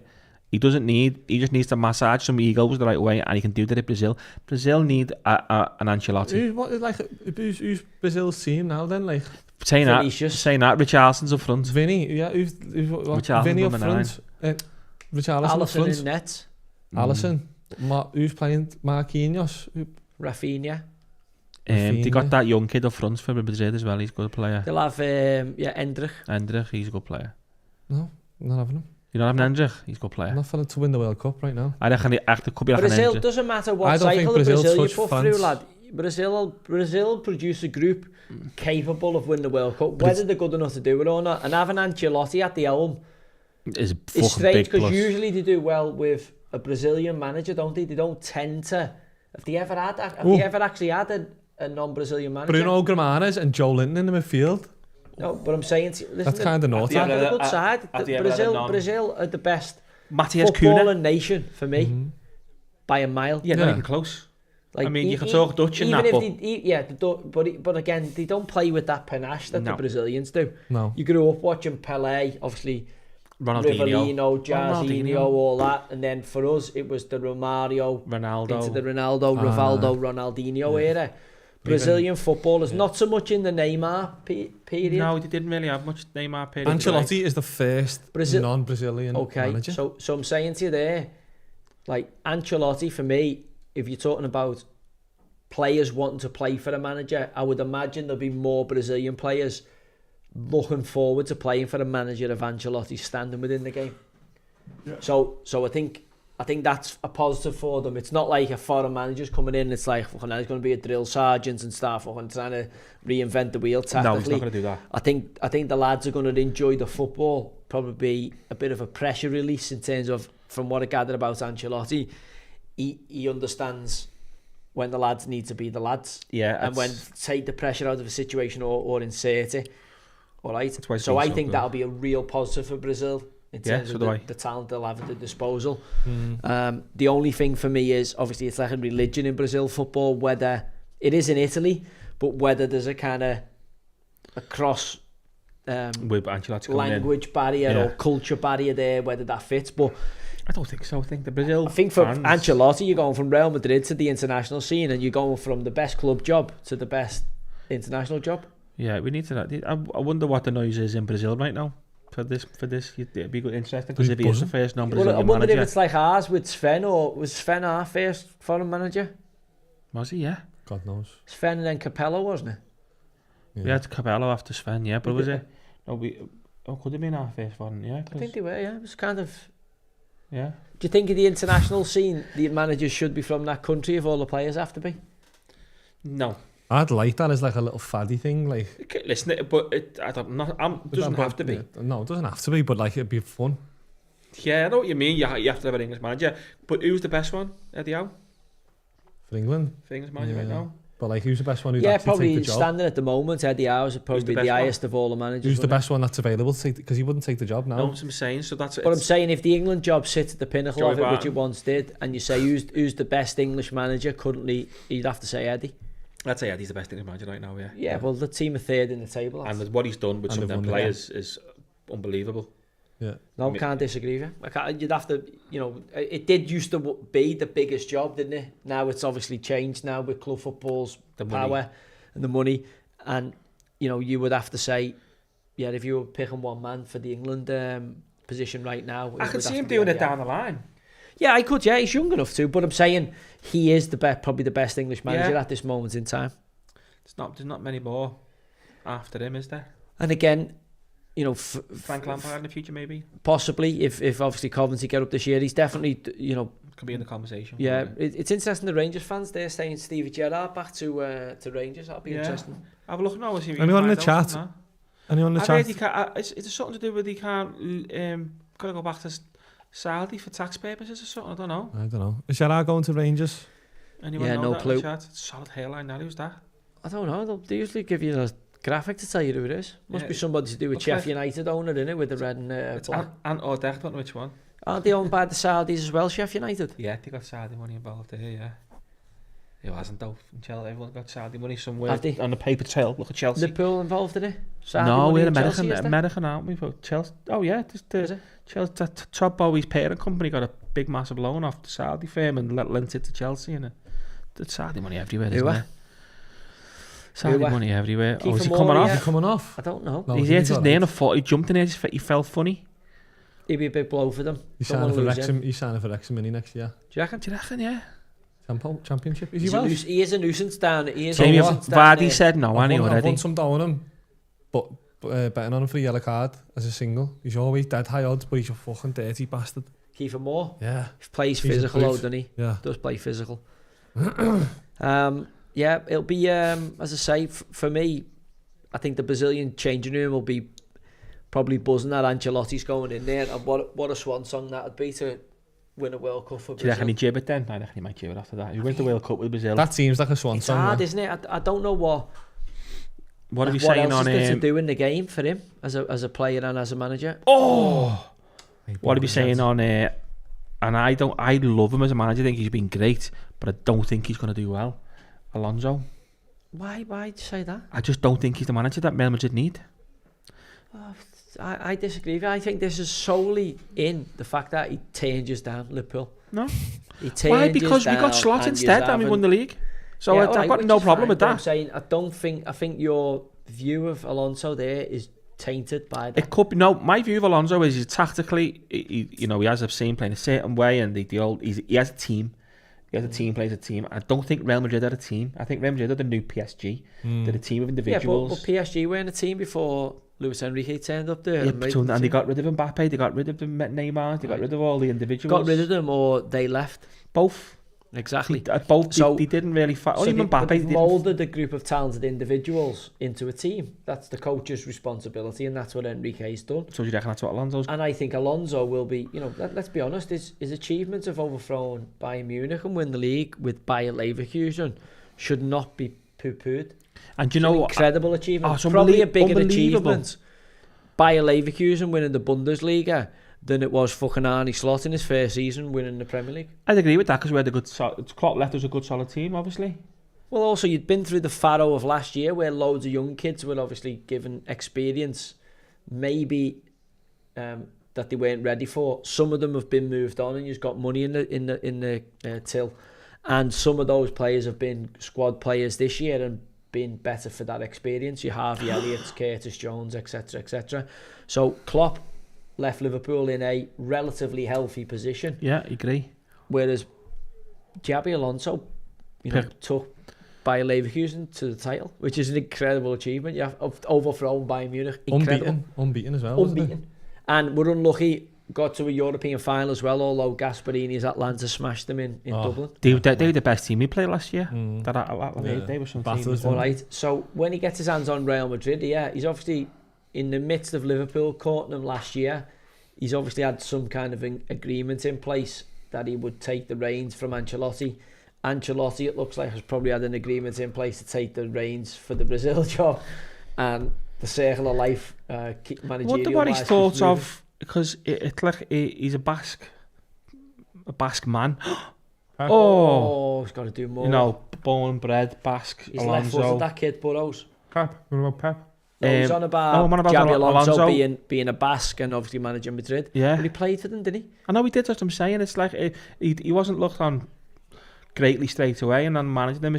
Had he just got over it now and thought, he's played for them, not really asked about him? Well, he's obviously gone and played for Real Madrid under Mourinho and was part of the Mourinho team that put the great Pep Guardiola's Barcelona team in a cobweb, in a spider web, and broke it, inch by inch, brick by brick, broke down that dynasty. Then he went with Pep to Bayern Munich and obviously pulled the strings in midfield for Pep there, learned that system from Pep. And then he's obviously taken that into his own managerial career and put his own stamp on it. And now he gets a chance with probably one of the world's biggest transfer budgets to try and put a dynasty in place at Real Madrid. I think it's a phenomenal opportunity for one of the brightest coaches in Europe. I think he's got to make a point. And I'm going to say to a mad shout, a really strange shout. You're going to laugh at me for saying this. Beto, they're going to try and sign Beto from Everton. Yeah, Tarkowski. Could be the greatest gem, number 9 in the world of do you football think at the minute. There's some obviously players in that Real Madrid team who are a little bit up themselves. Do you reckon he tries to get rid of Vinny Jr.?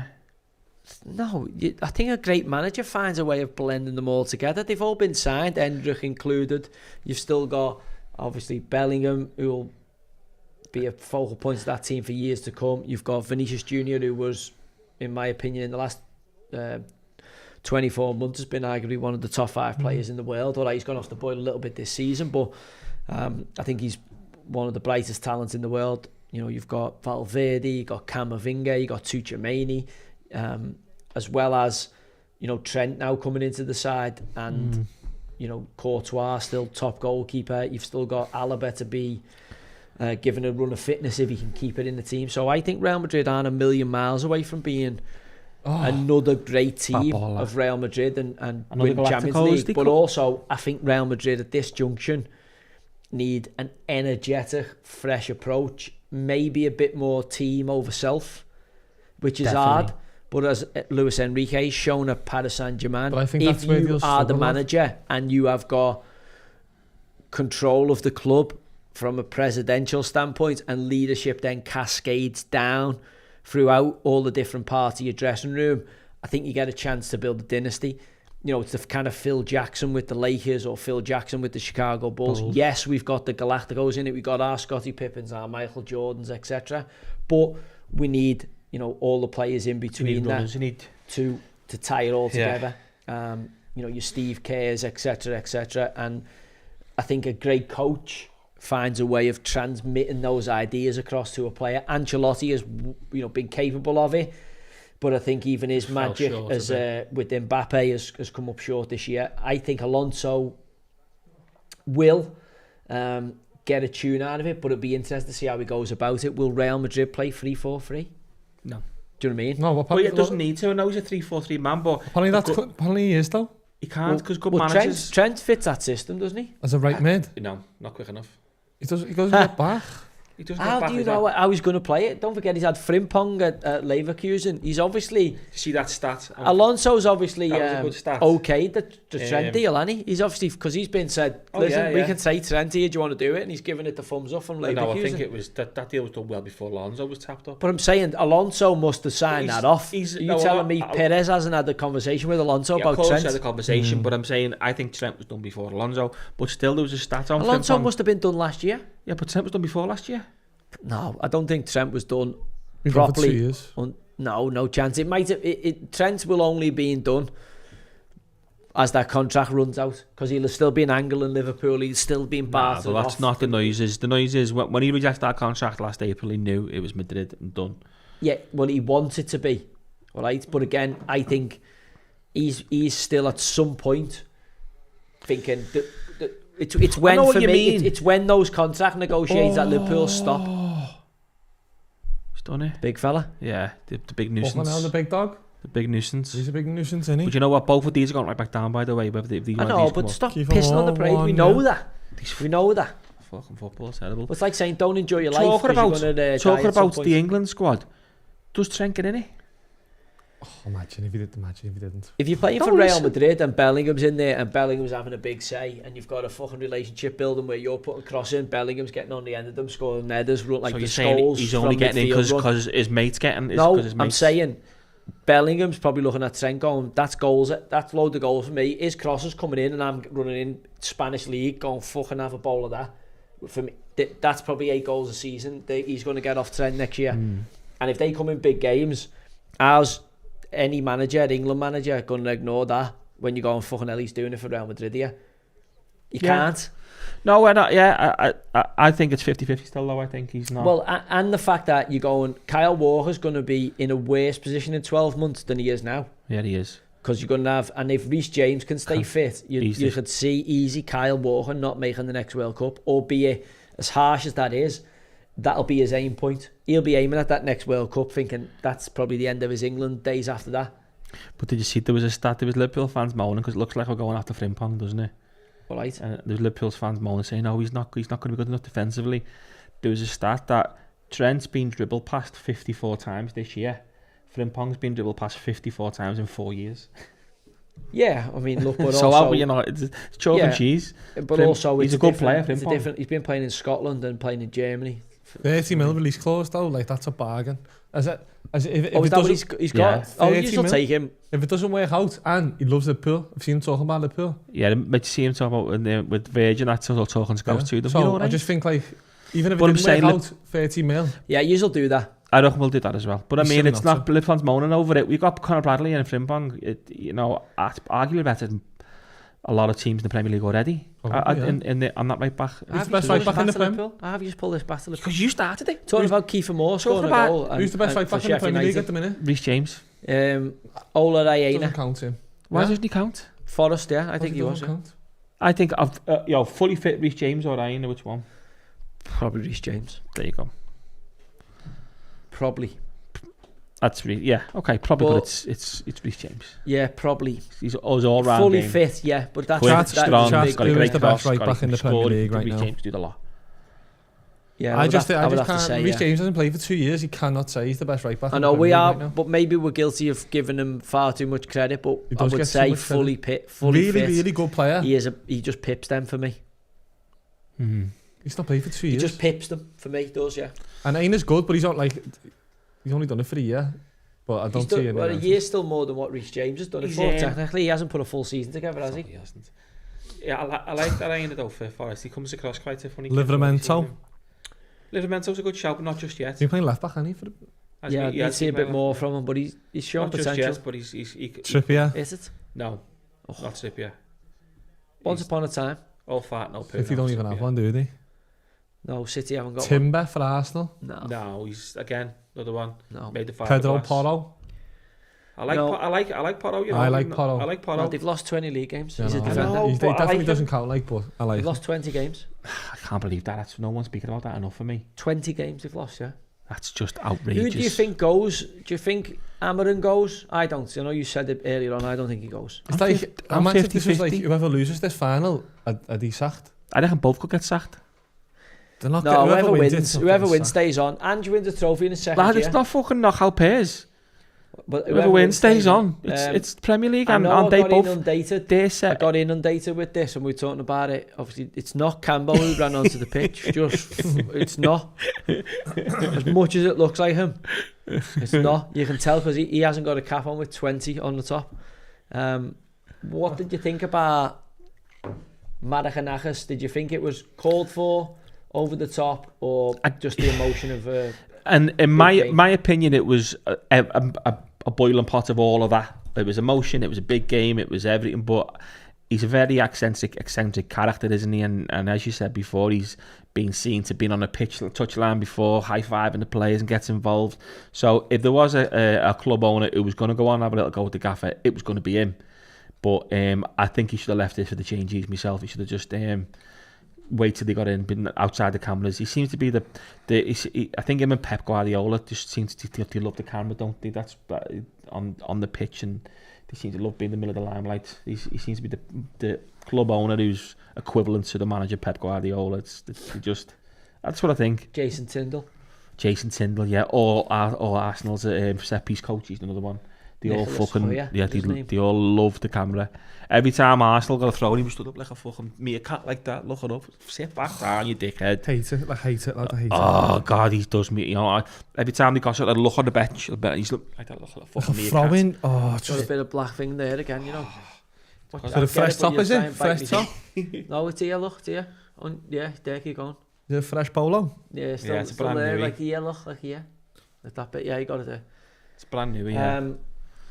Yeah, so it's I don't know. I mean, obviously the emotion of the game, people do all mad things, don't they? Like Klopp was a nuisance on the sideline. Yeah, Arteta's a nuisance on the sideline. You do your head in, wouldn't he? I can't believe how much Arteta is outside of the technical area, and you just let him off with it.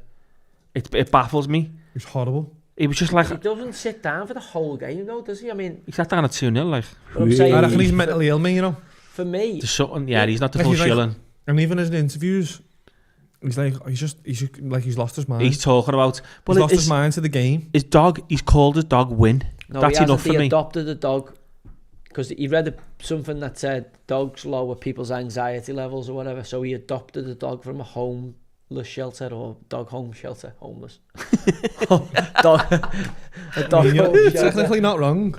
Yeah, you're not wrong, but it's just say Right, from a dog home, and called it Win, and it's like the club dog now at the training ground. That's fucking embarrassing. Gay. So what did he do with the dog now? Did he say call him lose second place? We'll have to call him second place. That's to put him down. Runner up. We'll have to call him runner up. But you know what's for Arsenal fans have also fully lost their mind.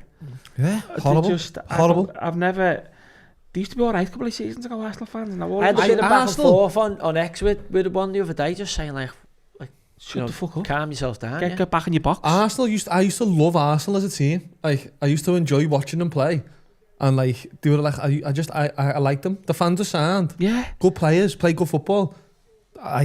They're my least favourite team in the world now. Not even the league.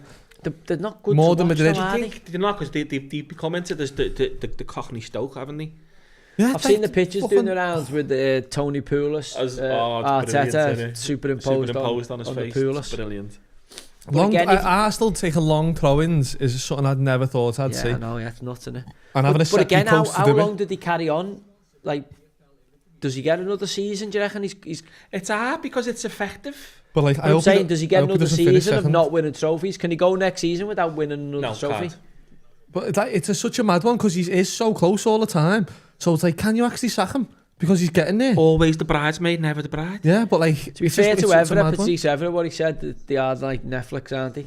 Yeah, you've got to wait for the next season. You're always waiting for the next season. Yeah. But that, because we had that post, you see that banner we had, always the bridesmaid, never the bride. Have you seen it? Liverpool. Oh, it's funny. So we had this banner on the cup, and Arsenal fans have fully lost their head over it. They're like, what? Good. They were saying like, yeah, it looks here. It's brilliant. It's funny. It's good. Yeah, it's good, funny. Yeah. And they're going, you're a disgusting club. You're classless. I was like, shut up, you fucking knobhead. Yeah, it's only a joke, like. Yeah, it's a fucking bit. It's a joke. It's not. We're obviously not being serious. You got a bridesmaid dress on some flowers. It's funny. Do you know what the regret of this season is going to be for me when I sit back and reflect on it? If Moyes would have come to Everton earlier, could we have mounted the title challenge? Oh, fuck off, lad. Here we go. What? He's fishing again, isn't he? Honestly, at this point, what's the form since Moyes come back? Where are we? Second? No, you're about 18th. Fucking third. Shit. We must be second or third. I think we've lost one game, haven't we? No, you lost about 3 or 4. Lad, get the form up since Moyes has come back. We're definitely in European places. No. Top. You're probably 10th. The form since Moyes has come back, you lost about 3. You lost about 3. You lost Everton in the European places. Yeah, but you're nowhere near. You got look at your midfield. Since Moyes come back. What what's your thoughts on Dingo's podcast the other day for Everton? What's his name? Centre mid. He done. Well, what's his name? Playing now? Yeah. For Everton. Oh my God. Did a podcast the other day. He's moving to Saudi now. To Corey. Oh, he's going to Saudi? Yeah, looks like going to Saudi. But he done a podcast the other day with someone, and I just seen a clip of it. He's like, he brought in a comparison with Salah and Van Dijk's contract situation in his. I was thinking, are you on planet Zog there, mate? You're not in the same stratosphere as them two. I was saying, well, they won't drop down, and there was a load of. I'm like, no, you're on 120 big ones a week at Everton because that's what you're on. You're not going to go anywhere else in the league and get paid that. You won't. You've got to go to Saudi, and he looks like he's going to Saudi. He's been a good servant for Everton. Decore scored some very important goals for us. I'd be disappointed to lose him, but I know there is loads of Evertonians that are like probably a good junction. Maybe his athleticism's just. I don't think he's as good as. I know you like him, but I don't watch him all the time, so I can't fully comment. But I just think he's pretty shit for me. Yeah, but again, everything's relative to what you're watching on a week-by-week basis. Watching Liverpool is obviously a lot higher quality of player, hence your league position. For what Everton are about and for where we got him from and the period the club's gone through, he's been a good servant, a good citizen. There's an argument to go, you probably could squeeze the juice of another year out of him, the way Moyes is and his teams play. But also, if there's an offer on the table and his contract's up of more money from Saudi, then I think he'd be a fool not to take it because he's not getting that same money at Everton. Yeah, you're not going to get the same money, and it's going to be an harder division. It won't be easy in Saudi, but also I think he's a Muslim, obviously African, so he'll settle a bit quicker in the climate out there than probably County Road. No, than probably a European take for them would. So it works for them, and Everton will cop a new player, and hopefully he does half as well and gives a good goal return like Decore did, because Decore for Everton has been a good solid sign. He's fucking scored some important goals, and be disappointed, as I say, to lose him, but also I think when you look at the deal, you have to be happy with his contribution to his in what has been an important piece in Everton's history. What are we talking? Everton's sum? That's going to have to be a big sum. Everton are going to have to spend, lad. Yeah, absolutely. I think everybody knows that, but also, again, you've got to you live and die on your recruitment as a manager. And okay, you're looking at Everton's team. You're the manager. What are you doing? Well, we definitely need a right back, don't we? I mean, Patterson's had a little bit of a shake up at it. Whether he can be a squad player or not, that'll be up for him and Moyes to decide, but I don't think he's a starter. So you think the goalie's fine, Tarkowski and Branthwaite are fine. Myelenko, I think, not a major problem at left back, some will argue, but definitely at right back we've got to solve that. Iliman Diaye's done all right in midfield, but I think we could do with certainly a couple of centre mids and probably another winger, and then we're desperately short on the front line. I mean, you're going to lose Calvert-Lewin. Yeah. Trent's going to get out the building, cop all the flack here, but Calvert-Lewin's going to get out the city, and no one's even fucking mentioned it. Surely he's a chaser. Nobody's mentioned it. Nobody's mentioned. Are you asked? Barcelona. Literally, nobody's even had a conversation about it. Are you asked about it though? No, that's what I mean. That's what I'm saying. Like, no one's asked about it. So think how horrible it must be to play for a club like you haven't just literally no one's asked. I actually didn't know. Is he leaving? Yeah, it must be. Well, he's not signed a new deal, has he? Is he out of contract? Yeah, he's gone. He's out the door. Yeah. No one's even mentioned it. But where's he going? Well, I think Arsenal. I think Newcastle. Callum Wilson's going to be replacing. I reckon he's a championship striker. I reckon he's championship. I think you're right. No, he's a fucking Premier League player. He'd be a good championship striker. But of course he would, because he's a Premier League player. He's better. Like Kiefer Moore, he is a championship striker. Calvert-Lewin's better than Kiefer Moore. Well, could he go to... Calvert-Lewin is better. Calvert-Lewin, Sheffield United. Calvert-Lewin, Arsenal. I can see Barnsley? Shut up. Arsenal, I'm saying, he could go. Bollocks. Newcastle, I'm saying, he could go. Nowhere near. Calvert-Lewin could easy pop up at Arsenal, could easy pop up at Newcastle. Bollocks. Easy pop up at Spurs. He's shit for Everton. He's got to get in the Champions League team. I can see him. Who I can see him going to? I can see the German striker leaving West Ham. What's his name? Yeah, Füllkrug. Yeah, Füllkrug. Said that he's been poor, hasn't he? Yeah, he's been injured. Be all right, yeah, he had a good Euros, didn't he? And Calvert-Lewin possibly to West Ham. I think he's bigger than that. I think he goes bigger than that. No, I just think he can't stay fit for 2 minutes. Yeah, fair enough, but I think he goes bigger than that. I think someone will take a chance on him. When was his last good game, Liverpool? Dominic Calvert-Lewin, lad, is better than West Ham striker. Nah, not having that. Well, he's fair enough. Bowen? He's better than West Ham striker. Jared Bowen's, yeah, he's not nowhere near better so than you tell me he doesn't go to Newcastle in place of, like, they've got like Will Osula and Callum Wilson as the second strikers behind Isak now. I think he's on a free with Callum Wilson. On a free. Eddie Howe loves legs, loves energy.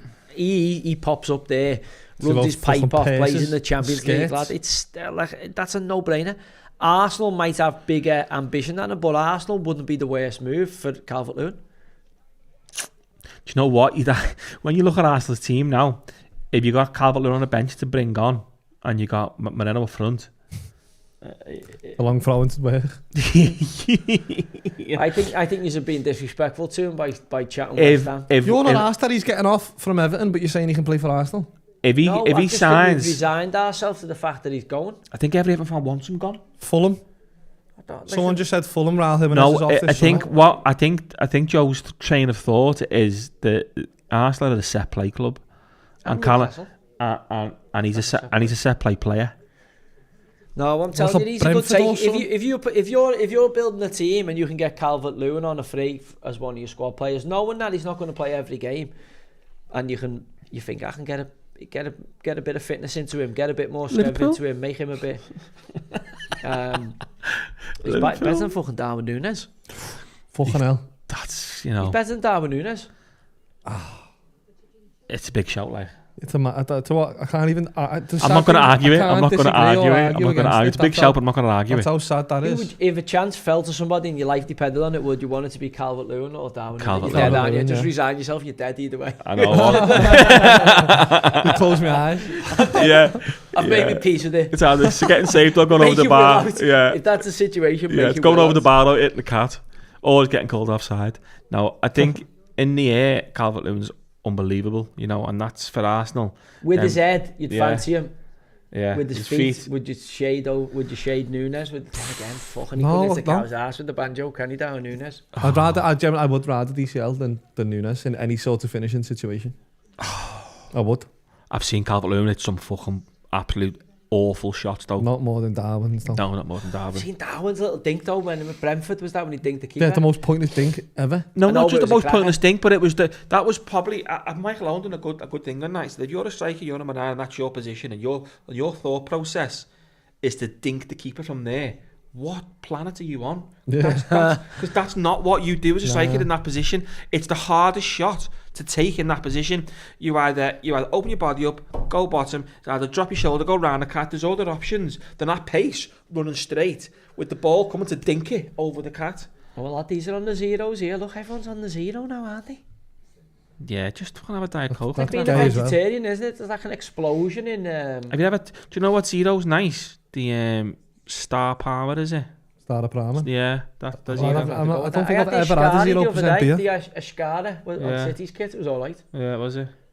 I had the Guinness zero. You have to put a little bit of blackcurrant in it to make it. Otherwise, it tastes like a pint of Guinness has been out for like 3 days in the sun. Does it? Bit watery. I can't have Guinness anyway. Just tastes like a roast dinner. I used to like a Guinness. Just tastes like a roast dinner in a glass for me. I don't mind a nice Guinness. I didn't used to like it, but don't mind it now. No, I can have half a Guinness and then I just feel like I need to pour some gravy on top. Have you had the Guinness in Ireland? No. Different next. level. Yeah, it's like ice cream over there. Is it? Yeah. That creamy. Completely different level. I've heard it's next level, like. Honestly, different level. I don't know what it is. They reckon it's something to do with the water in the Liffey, don't they? That goes through the factory or something. I just like a pint of Guinness doesn't like quench me. Where's it brewed over here? Is Scotland up? Is it brewed? Where's it brewed? Guinness? Runcorn, isn't it? No, I've actually been to one. I'm sure it's up like Chester ways or something. But it's got to be the water then. What they make it with, because the water's. That's what they reckon. The factory in Ireland, it's water that flows through from like some little little leprechaun lake. Don't know that the spring, but I'm telling you, it's unbelievable scenes out there. It's like anything, you know it. Like the closer to the source you get, the better. But it is like, genuinely. So what's heavy in Amsterdam? Go on. The Heineken in Amsterdam. Yeah. Is it? Yeah. Lad, I don't drink Heineken here. I went to a nightclub. What was looking at that? Pint. I was in Berlin. What was looking at the Heineken factory, and I was just like, the Heineken in Amsterdam. It's like it's. Doesn't it get pumped? In the taps. It gets pumped from the factory into the city. Yeah. Does it? Yeah. All the bars have it. Amsterdam, like they serve it in like a freezing cold glass that's been in the freezer. I love the freezing cold glasses, me. It's one of the best things I've had. I was on the mushies when I had it, so probably tasted a lot better. Yeah, you probably thought you was having chips and curry or something. You was having a Heineken. Like ridiculous. Yeah, it's weird how you can buy the mushies in Amsterdam, isn't it? It's like a weird thing. It's so good. I don't know why they wouldn't do it anywhere else. I've never had the mushies in Amsterdam. But is it the same, like where they give you like a menu of what they are? So it's truffles, isn't it? Ones from all different. Yeah, but I'm saying, is it like a where you can get like 5 or 6 different types of them? You get about 10 different types, all different strengths and whatever. Yeah, them mushies, the strengths. One of the, you can't mention no names. You've got the Rembrandt Museum in Amsterdam, haven't you? It must be incredible to get on the mushies and go and do Rembrandt Museum. Oh, well, I had a full. I'm gonna have to have a go with that. I had a full spliff and went to the Madame Tussauds. Like I haven't had a spliff for ages. Oh my god, I was. What is this? The wax faces? The wax. I was sat looking at Shrek. I was just sat looking at Shrek like that, going, "Oh my god, he's snarling me." I'm just sitting on this like. Oh. That'd be weird. That. Oh, it was weird. Madame Tussauds. Well, Madame Tussauds after the full spliff. Like I only having little tiny bits of it now and again, but I just had the full spliff and I was like, "Oh my god." I've got a picture of me sat in the Madame Tussauds like that. What the fuck's going on? I'd love to go and do like the like an Ajax, like proper Ajax game, because they have it, don't they? The Dutch, they go and have like the full absolute time. But I've never been to Amsterdam for the footy. Is it PSV? You're meant to be like naughty over there, like that. Yeah, well, that hooligan culture's kind of still, you know, Feyenoord and all that big ultras, aren't they? Do you have fights? Do you have like the organised fights? Who was the game we seen? Was it Machiri Hafford or something? Who played in Amsterdam when they all kicked off with the Israel thing? With the Israelis, yeah, they proper kicked off that though. That was naughty, that. Yeah, the Dutch are. They play fuck about find out with them Dutch. Because a lot of them are Amsterdam on that, is it King's Day in July is meant to be mega. Everyone gets the boats out. In April 26th. My bed's just DJing. Is it? April 26th? My bed was DJing over there on King's Day. Was it? Fucking mad, like. 26th of April. Yeah, they all get out on the canals, on the boats. It's like a fucking national holiday. Everyone's just getting smoked. Yeah. Everyone's dressed in orange. It is a mad gaff like that. Them mushies, obviously tell a story, but I mentioned no names. One of the lads was over there and he has mushies over here, so we went to this. He said, "What's your strongest mushroom?" And they were like, "No, these ones say you can't have these ones." No, give me your strongest mushroom, please. Why does every bad story start with someone doing something stupid like that? So he said, "Give him the mushrooms," and then like he said he was like sucking the way you suck them when you gums and you just get all the juices out of them. Yeah. He said within like an hour he was in the toilet crying his eyes out, thought his teeth were falling out and everything. Oh. He had all the lads running around getting orange juice for him. He said the whole night was just gone. He was crying. He wanted his mum and everything. He was like his teeth fell out. He got back to the hotel and he woke up the next day and he was like, "Oh," so he went back into the same bar and went, "What's your second strongest mushroom?" Glutton for punishment. It's just did like you go 1-0 Sheffield United? I did, You're on the money here, aren't you? I don't think I finished 1-0. Well, again, but you're on the money at half time. Yeah. So that Amsterdam. Bang the kettle on like your house, lad. God. We haven't had the T-boy in for a few weeks, have we? We'll have to get him in. He's got footy again. Where is he actually? I don't know. don't think he bothers with Championship football. He says he only does the big games. The Prem big matches. Sheffield United are a good side though, aren't they, in terms of, I know they've been up and down a few times in recent years, but Sheffield's a big city. You'd like to see one of the Sheffield clubs in the Prem. We've had this debate before, who's the biggest, and I think we all agreed Sheffield are probably... Would have been, but in recent memory, Sheffield United have been in the Prem more than them, haven't they? So, by recent memory, that is at... Look at the crowd. I know it's just at half time, but still... That's Bristol Rovers end though. No. Bristol Rovers, Bristol City end that. Yeah. Well, let's give it 5 minutes and let them all get back from having a pint and a pie or whatever. That's not pint and a pie traffic, that. It's not. Lad, you'd be surprised now. The fan experience is obviously enhanced more. There's more options down there in the concourse than there was back in the day, so people do like to take a little bit of time at half time to sample the culinary delights of a stadium. Ooh, that's a sore one, that. Yeah, but it's not Buckingham, is he, hopefully? No, not Buckingham, it's a free kick though. Liverpool, there's a player here who Liverpool have absolutely carved a fortune out of as well. Left back? No, the striker, who they give 20 million for, the young lad. Oh, yeah, is he on?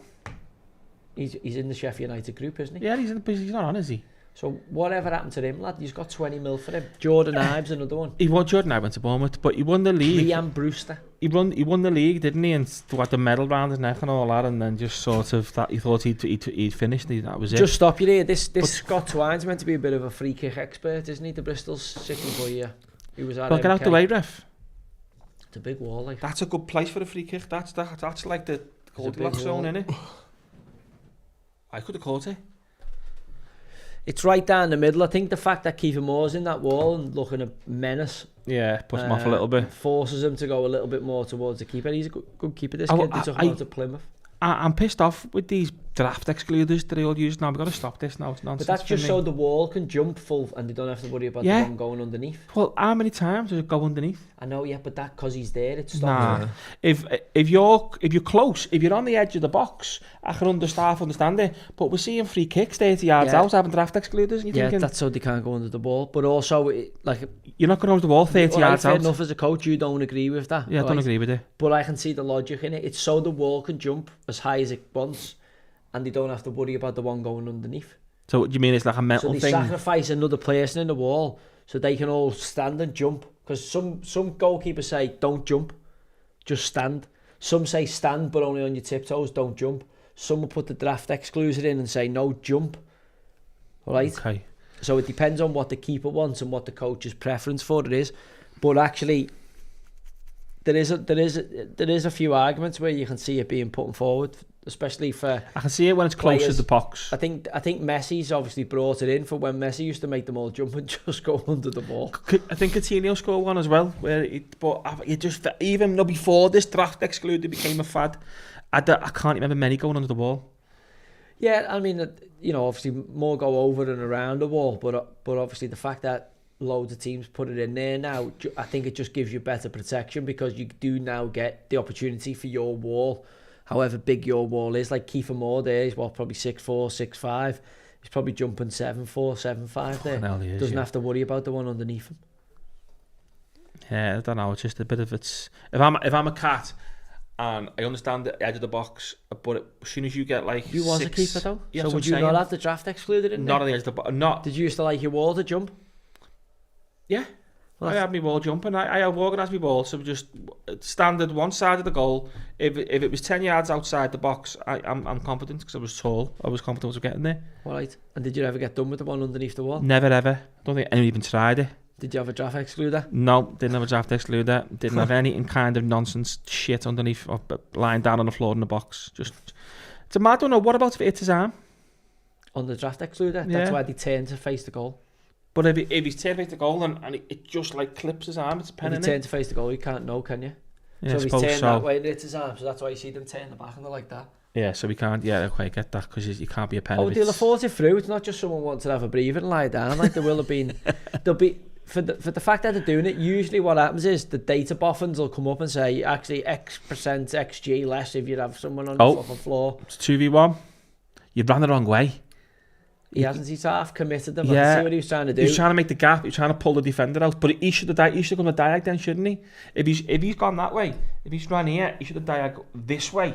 Watch. Right. See, he should have come here. Right. Do you know what? You're absolutely right there, because diagonal movement is the key for any striker. Attacks. Yeah, because if you run straight, you fix the defender. If you run straight, you don't. The defender, as it was, he's actually done really well because he stayed in the middle of them. He's just ran straight to the goal. So he was able to cut one off. Yeah. But you're right there. There was we done a study on that, and you actually have to get off a straight line and get diagonal as quick as you can. See, so I'm not fucking stupid, am I? Well, listen, a broken clock is right twice a day. So fuck the draft actually, so make them diagonals. Let's see when you're next right in another 12 hours.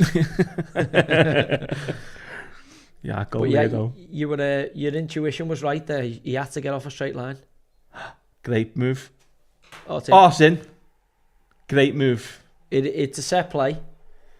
All right, it's a nicely worked set play, and they've had to have a little bit of luck. Got a bit lucky, but it's a great move. There's some Gas fans having it with some City fans in here. Yeah. In the chat, and it's just gone 5-0. So stick that up your asses, City fans. Well, the Bristol City aren't the biggest club in Bristol. It's Bristol Rovers, the biggest club in Bristol. Absolutely. Because Bristol Rovers wouldn't have had empty seats in the stadium for a playoff semi-final, in my opinion. Yeah, I'm having that. Big Nev was a great cat. Didn't have that draft excluded, did he? Didn't need it. No, he had one on his top lip though. The big bin man. 2-0, we got nothing to play for. It don't matter. I know, yeah. Only he's got lucky, hasn't he? Because not the greatest strike. The keeper's probably great move. Got a bit lucky. Pick it back.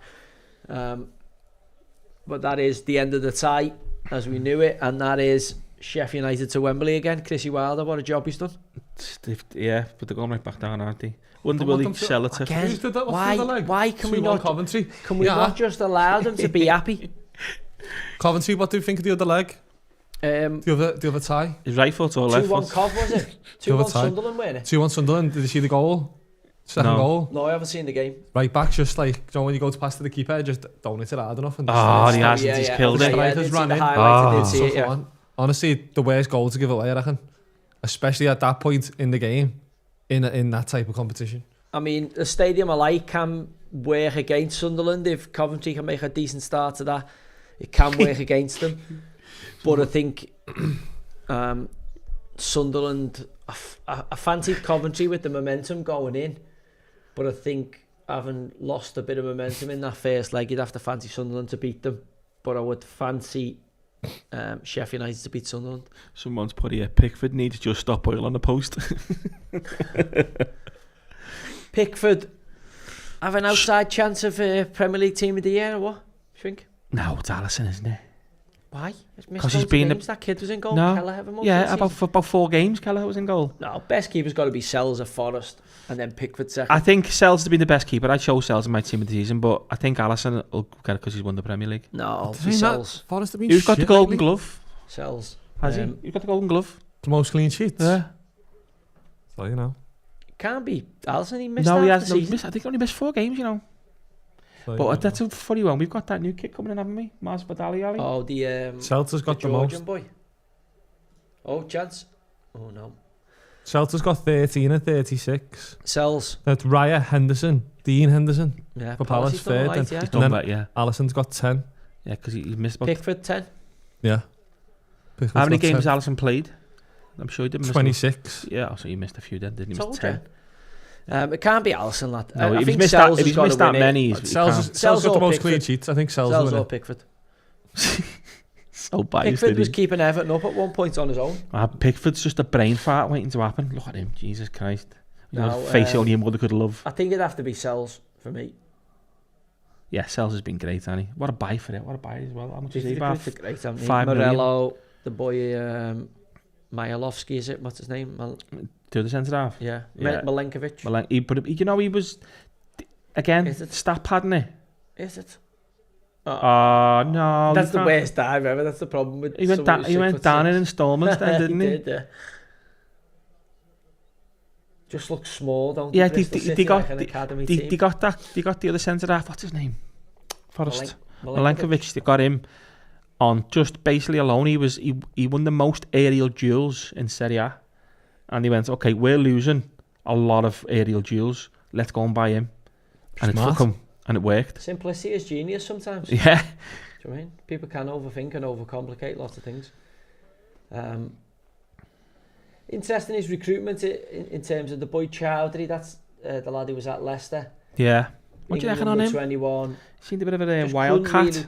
Really, look like lads who are too good or top end of the champ that aren't quite good enough for the Prem, aren't they? Some of them boys like where you like, you know, as a sub, Sander Berg's another one, isn't he? I like Sander Berg. I thought he was a good player, you know. But I'm saying he's another one where you go, is he? Like he was linked with Liverpool for a while. Yeah, he was. Yeah. Kind of top end of the champ, but yeah. doesn't quite do it in the Premier League. Didn't quite kick on. Of the Prem.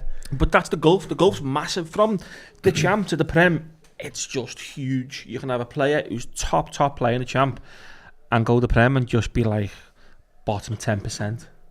That's how big the difference is in the Championship. What about Jamie Vardy? Where do you reckon he ends up? He's not going to Wrexham, is he? He's already said. Could he be a big take for someone like Everton or? No. He wants to stay in the Prem, doesn't he? Does he? Yeah, that's what I seen. He's not getting a Prem club. That's why he's leaving Leicester. I swear to God, that's what I seen. I thought he was retiring when he put that video out. But apparently he wants to play for the Premier League team. Well, is it? Where's he from? It's Wednesday lad, isn't Vardy, Sheffield. Wednesday lad, isn't he? Sheffield. He couldn't go Sheffield United, could he? No, I don't think he'd do that. He's not that kind of player. Could he go Sheff Wednesday then again? Why would he not go? Because they're going to lose the manager. Could he end up as player manager at Sheffield Wednesday? I don't want to go to Danny Roll's about to leave. There's problems with Chancery. Could you see Jamie Vardy rocking up as player manager at Sheff Wednesday? No, I think he's. Did anyone else say that he said that he wants to stay in the Prem? In the chat. I've not heard that, but I mean, what Prem club? Who'd take him, yeah? What Prem club? Someone just said Leeds. No. Ipswich. No, he don't know. Wrexham makes the most sense, but he said he's not doing that. No, he said yeah. I think like they pay him Brewsties as well. I know. That's like the perfect move. He said no. Why? I don't know. I've already said no. Probably doesn't want to play for them fannies, Brentford and that. Brentford or Brighton or someone wouldn't take him, would they? Can't see them taking him. Doesn't fit their profile. No, they're not him. Spurs wouldn't take him. No. Would Everton take him? Oh. Probably. That's such an Everton signing, actually. No, you're losing him DCL on a free and get Jamie Vardy on a free.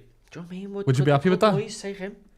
I don't know. It's not like we've got no strikers. Are we only going to have Beto? And are you happy with the strong Richarlison rumour? Yeah.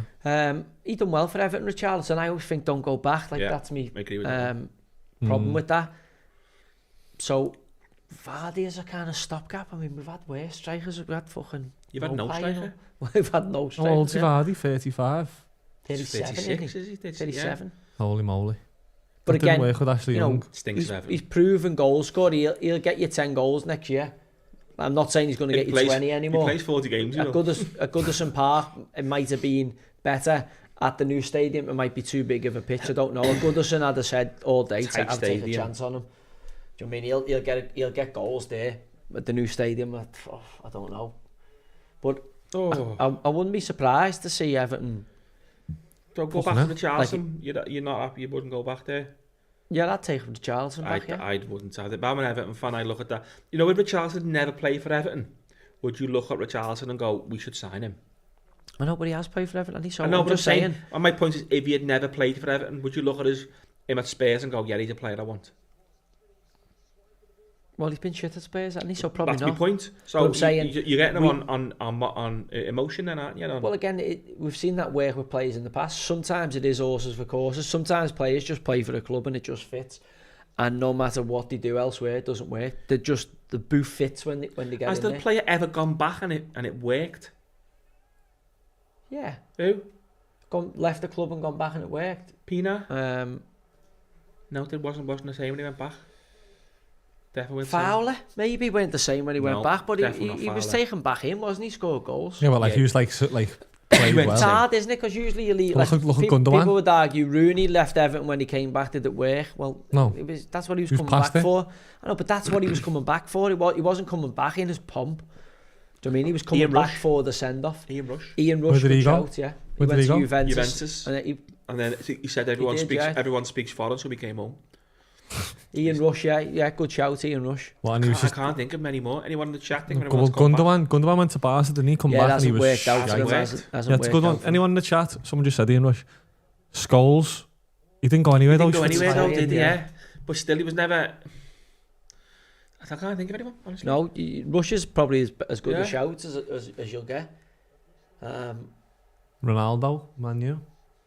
It wasn't the same, was it? The second time wasn't the same. Beardsley. You know what? Beardsley was probably better in the second stint than he was in the first stint at Newcastle. Yeah, probably was. Because he was good in the first one, but he was probably better in the second one. He went a better player. Went in between, wasn't he? So Rush and Beardsley we've got so far. Yeah, I can't think of any more though. Beardsley's a good shout, but I don't think. Sean Wright-Phillips wasn't the same at Man City the second time round. Gareth Bale to where? Went back on Spurs, didn't he? No. Oh no, Thierry Henry. You're gonna say no, aren't you? No. He did, as well. No, Thierry Henry as well. They weren't the same. Remember he scored that goal though on his first game back off the bench. Yeah. This Kevin Campbell's lad, is it Tyrese Campbell here? No. Yeah. Is it? Yeah. So that's a good thing about when you look through the Sheffield United squad. He's bringing off Kiefer Moore, Tom Cannon there, and he's putting Callum O'Hare on, pace, and Tyrese Campbell, pace and power. And then is that the lad Brooks who was at Bournemouth? Is that who he's taken back? Is that David Brooks there? David Brooks, it could be, yeah. No, he's still at Bournemouth. Okay, he's been at Bournemouth for about 15 years, hasn't he? Who's he then? He's still at Bournemouth. I'm sure Brooks is at Bournemouth. Yes, he's been at Bournemouth for forever. Oh no, Adam Brooks. Andre Brooks, sorry. Yeah, no, he's still at... Ryan Brewster on for him. That's the same one. David Luiz, that's the same one you just said. I just seen Brooks, lad. I didn't know. Yeah. I just seen Brooks. Did you not see his complexion? No, I didn't even see him coming on, no. Sorry, lads. No. I've just seen him here now, though. He's completely different suntan lotion. Stop, look at him. They're celebrating getting... They're away to get the suit for the... Wembley, lad. They're away to get the suit fitted. Yeah. A good tackle, lad. Aye, that was alright, winded. They're still having a go, yeah. David Luiz. They'll score more here. They'll score more here now because they've put more pace and power on. This is a good finishing group to come on when you're absolutely dead and buried, 5-0 down with half an hour to go in the playoffs. Me mum, what's her name's family? Because Brewster's a nuisance at this level. I think he'll score here. This Callum O'Hare can run, although his some of the stuff he puts on the social media need to be examined. Kev Campbell for the Arsenal game. Kev Campbell's family came up. And my mum took them in the brick. Oh, nice. So he took all these four proper big black fellas all these done in the brick, and they just loved it. Is Kev North London, was he? Yeah, he was, North London. Yeah, North London forever. And they took them, they went to Sapporo or somewhere after it in town. But yeah, took them in the brick, fucking hell. Hey, you got to sample the local cuisine and the culture when you come. Imagine taking them down County Road. FA Cup predictions. City. Palace versus City. I said Palace months ago. Palace, mate. City. Listen, head says City, heart says Palace. I'd love Palace to win it, you know. I would. Palace are like... I wouldn't. Fucking Steve Parish. Fucking not Steve Parish, I just got a little soft spot for Palace. Some fanboy connections. Wembley with a trophy? Nah, no thanks. Yeah, he's got little lines in his head. Erling Haaland back in. Do you reckon Steve Parish should put himself on for Palace if he could? Up front, absolutely would, yeah. Yeah, up front, I reckon he would. He's the only one I would think. Yeah, you would love to get a game. I reckon he'd be alright if you sat down and had the conversation with him. He just looks a tricky Essex. I just don't know anyone with lines in their head who would have a good conversation with. I just don't have anything in common with them. To be fair to Palace, they're such a streaky team, aren't they? There's times where you go, fucking hell, they're on a good run, and there's other times where they just don't win for ages. You're like, what's going on with that? Yeah, it is. They're a weird team, like the Eze. Sometimes you see him, he looks a world beater. But Wilf Zaha was the same at Palace. Like, there'll be games where you're like, fucking hell, he's a good player, he's going to get a move. And then games where he just goes missing. Where's Wally? Yeah, goes missing. Just disappear out of all existence. Right. This Eze was the same. I thought in the summer he looked sharp for England and then hasn't done much. Now he looks like he's having a little bit of a turn, although we did see him take one of the worst penalties I've ever seen against Newcastle. Yeah, that was awful. Ridiculously bad. Credit to him, he stepped up in the next game though, and when a penalty came his way, he took it and put it away. But again, you're looking at that going, for me, Palace create that type of player, like they're a streaky player, but they just don't quite ever kick in. Like Zaha got that move to United, never did it, did he? And then it's almost like now it's like this wasted potential. Like Wilf Zaha was some like incredible player, and he never ever fulfilled the potential I think he had at one point, because he genuinely was a match winner on his day. Yeah. Eze, same now. Do you think he got a move, or do you reckon he's there? Well, it's interesting that Elise went to Bayern this summer, didn't he? But Elise is obviously French, and he's... I know, but he's gone out to Bayern from Palace. He hasn't got no connection to the city of the club, has he? Though, what he's saying. But I'm saying he's done well there. He's gone and done well, so it wouldn't put off Bayern from recruiting from Palace again. Where teams, Chris Kamara legend, didn't he? Yeah. And when you look at it, you go, I think that Eze's in that category of player. I think he needs to leave Palace to kind of kick on, to see what he can do. I agree but with again, you there. When do you go? Do you get stuck in the spider web like Will Zaha did? But I think with Eze, he's got that. You're right. He's got that in him where he does go missing, and I think that's what will put a lot of big clubs off him. I mean, he's got the fucking Salah goes missing. He doesn't though. Salah will go missing. Somebody else picks Diaz will pick the workload up. Salah if you go missing for Palace, there isn't a Diaz. No. Ismail Sarr can't pick the workload up like Luis Diaz. Salah will go missing for 80 minutes and then score an assist. That's what Salah does. I'm saying, if you're someone like Eze and if you put him in Liverpool's team, he'd produce way more than what he would obviously playing for Palace. That's he would. But I mean, I think it might put some big clubs off is that he does go missing and his work rate's off the ball. I think that Eze is as good as Luis Diaz. I don't think Luis Diaz has kicked on since Danny Carvajal. Luis Diaz has got the most goals and assists for the left winger this season. I know, and he could have had even more.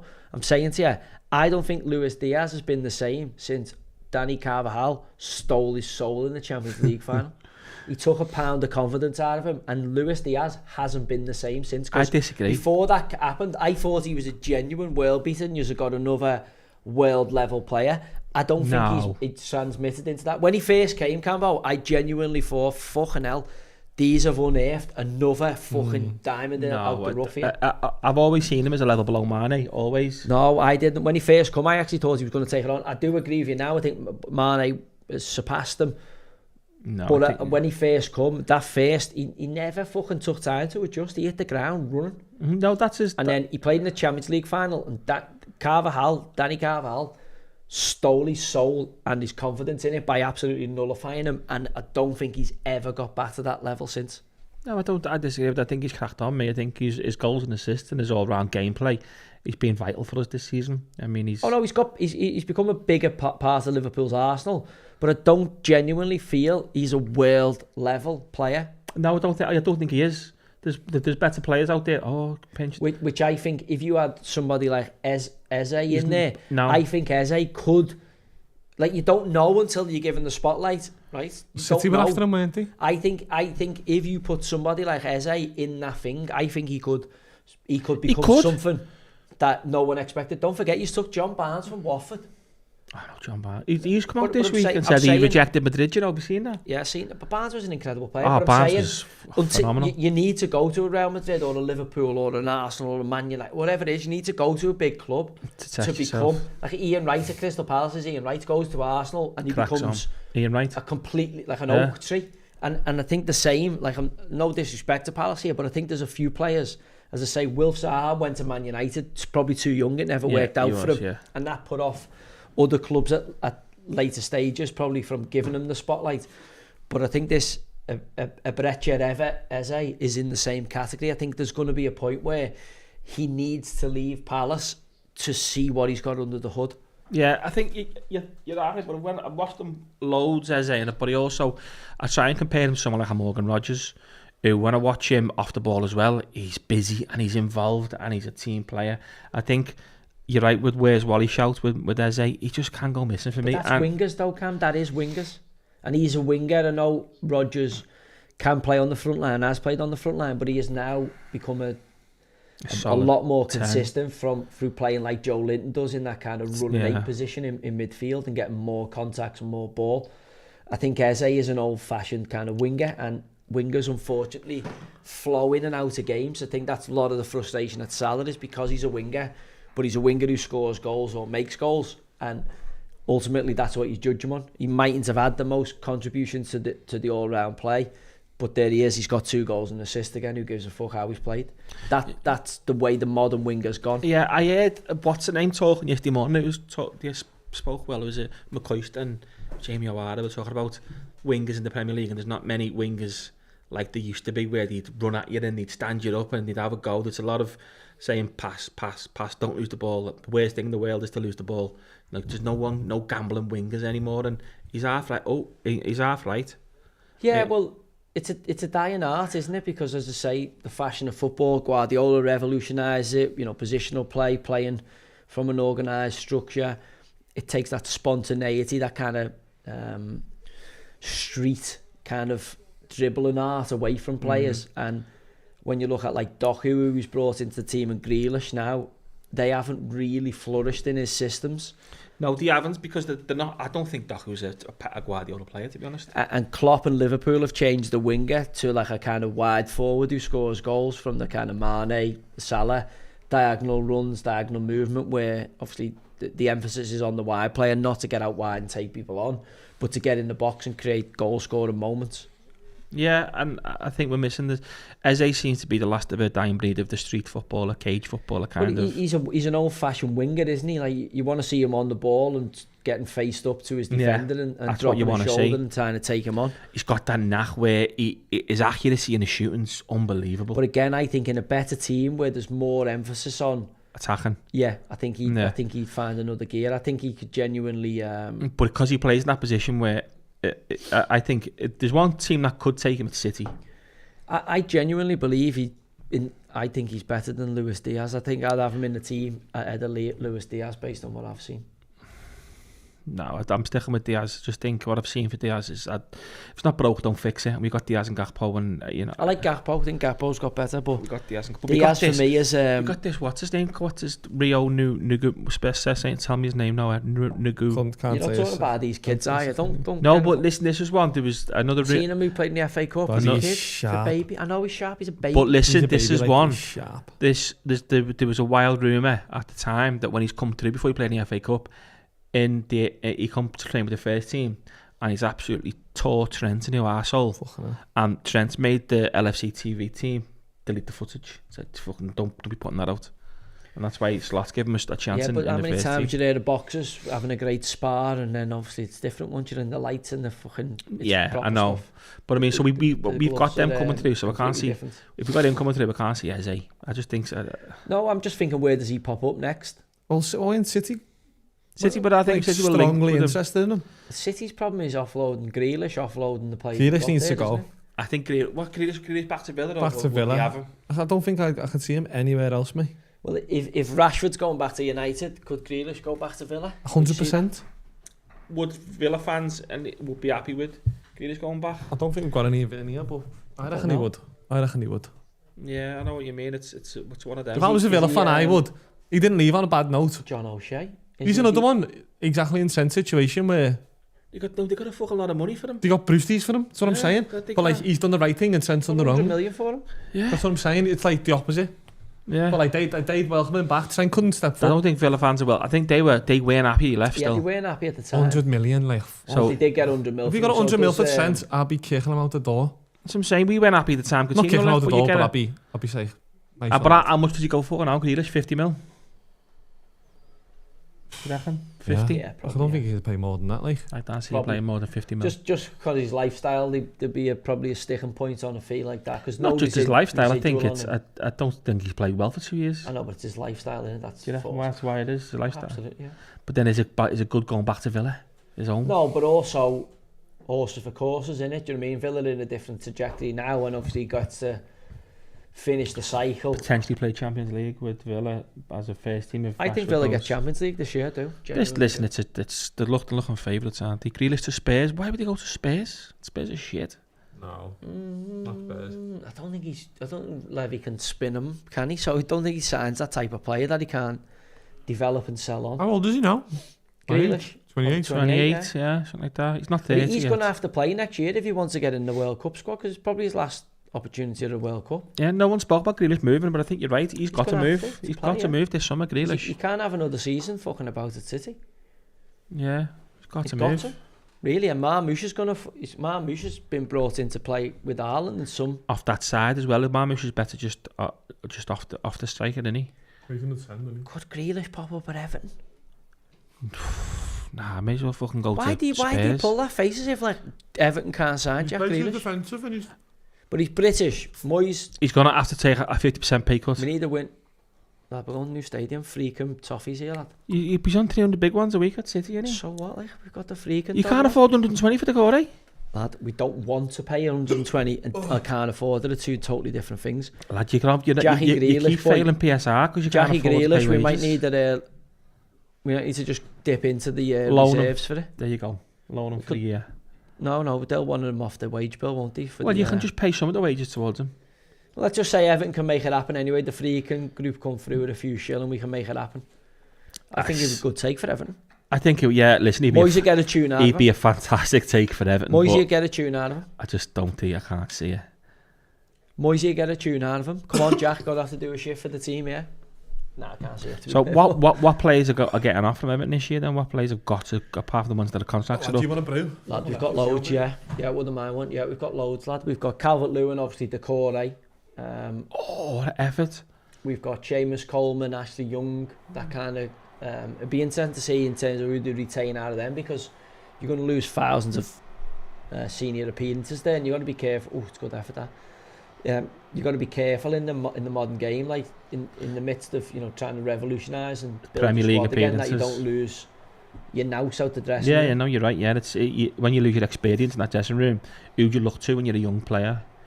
To get you out of shit, and Everton are going to need to get out of shit next year for a good portion. We've got to be careful that we don't. And I don't think Moyes will do that. He's a very pragmatic coach. I would imagine Everton will get that balance right. But I think it's time now, after the doom and gloom years, to clear a bit of the storage cupboard out and get rid of, no disrespect, I think he's been a great servant for Everton, Ashley Young and Seamus Coleman, but I think it's now time for them to move on. I probably would have kept Decore for another season, but obviously if it's at those wage demands, I don't think he can do that. No, not for Decore. I don't think he's that kind of wage demand player.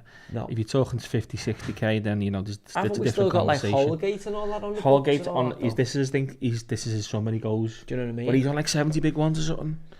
Well, again, it's not cheap now to.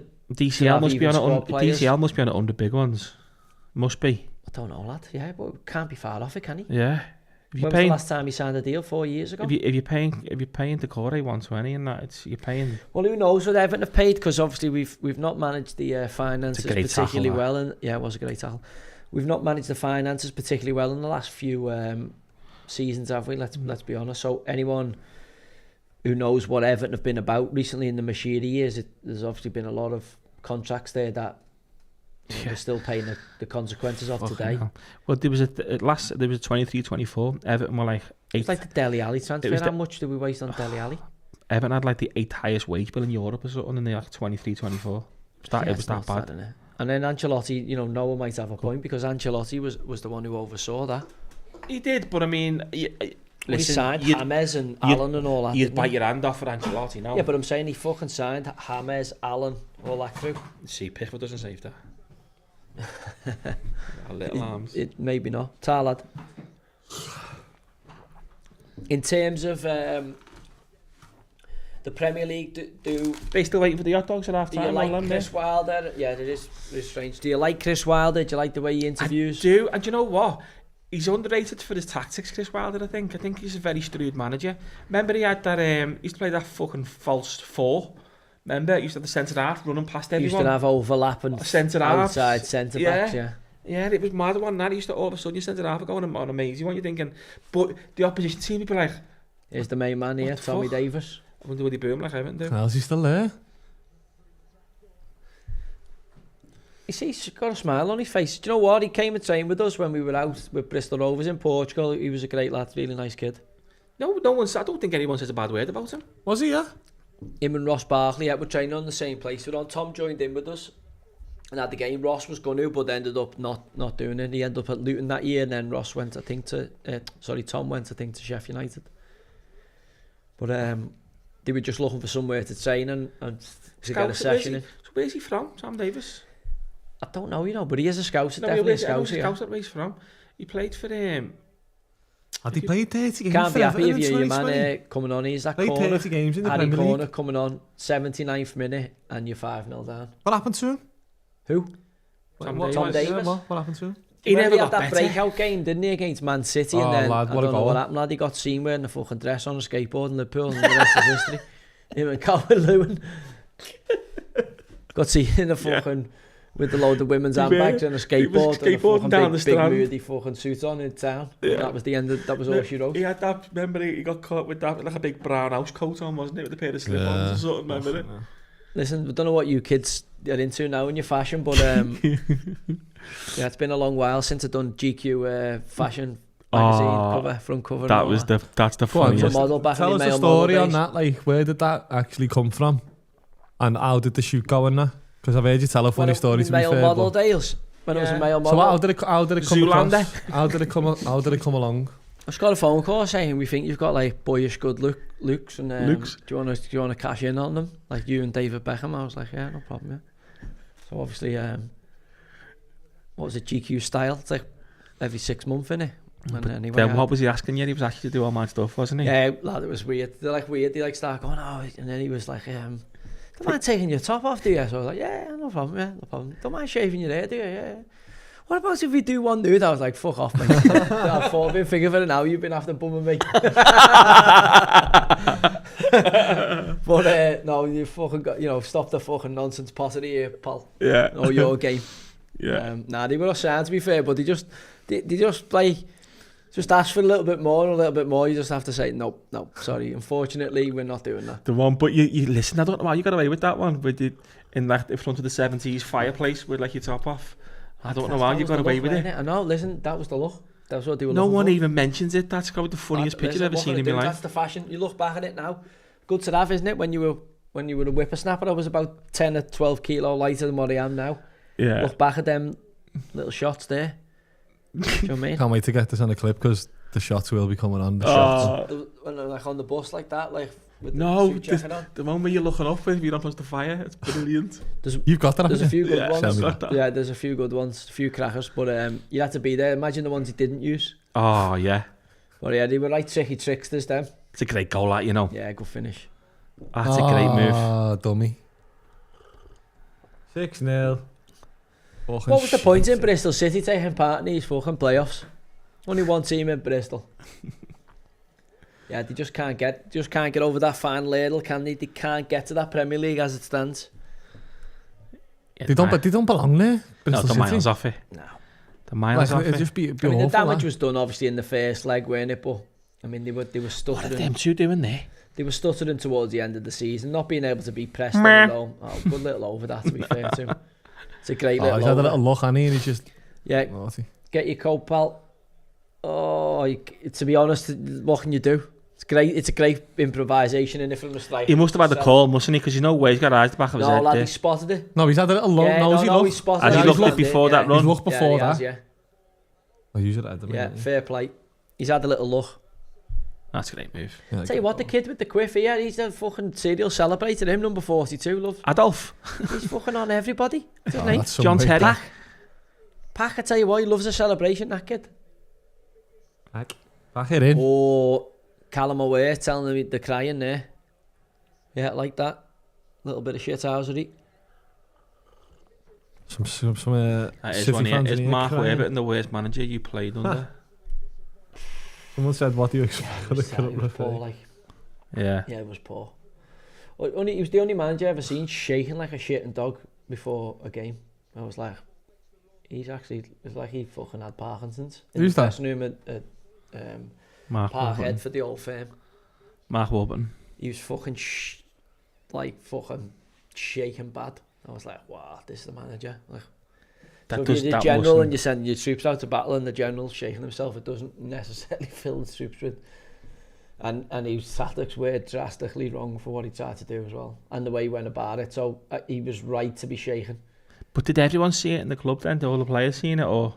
Yeah, I mean, people sometimes, it's what you only see what you're looking for, don't you? So if you're not looking for something, then you don't see it. But I mean, he was a strange old cat, like.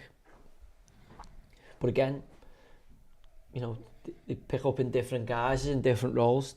he was at West Ham with Moisey. Then he went as a coach for Moisey.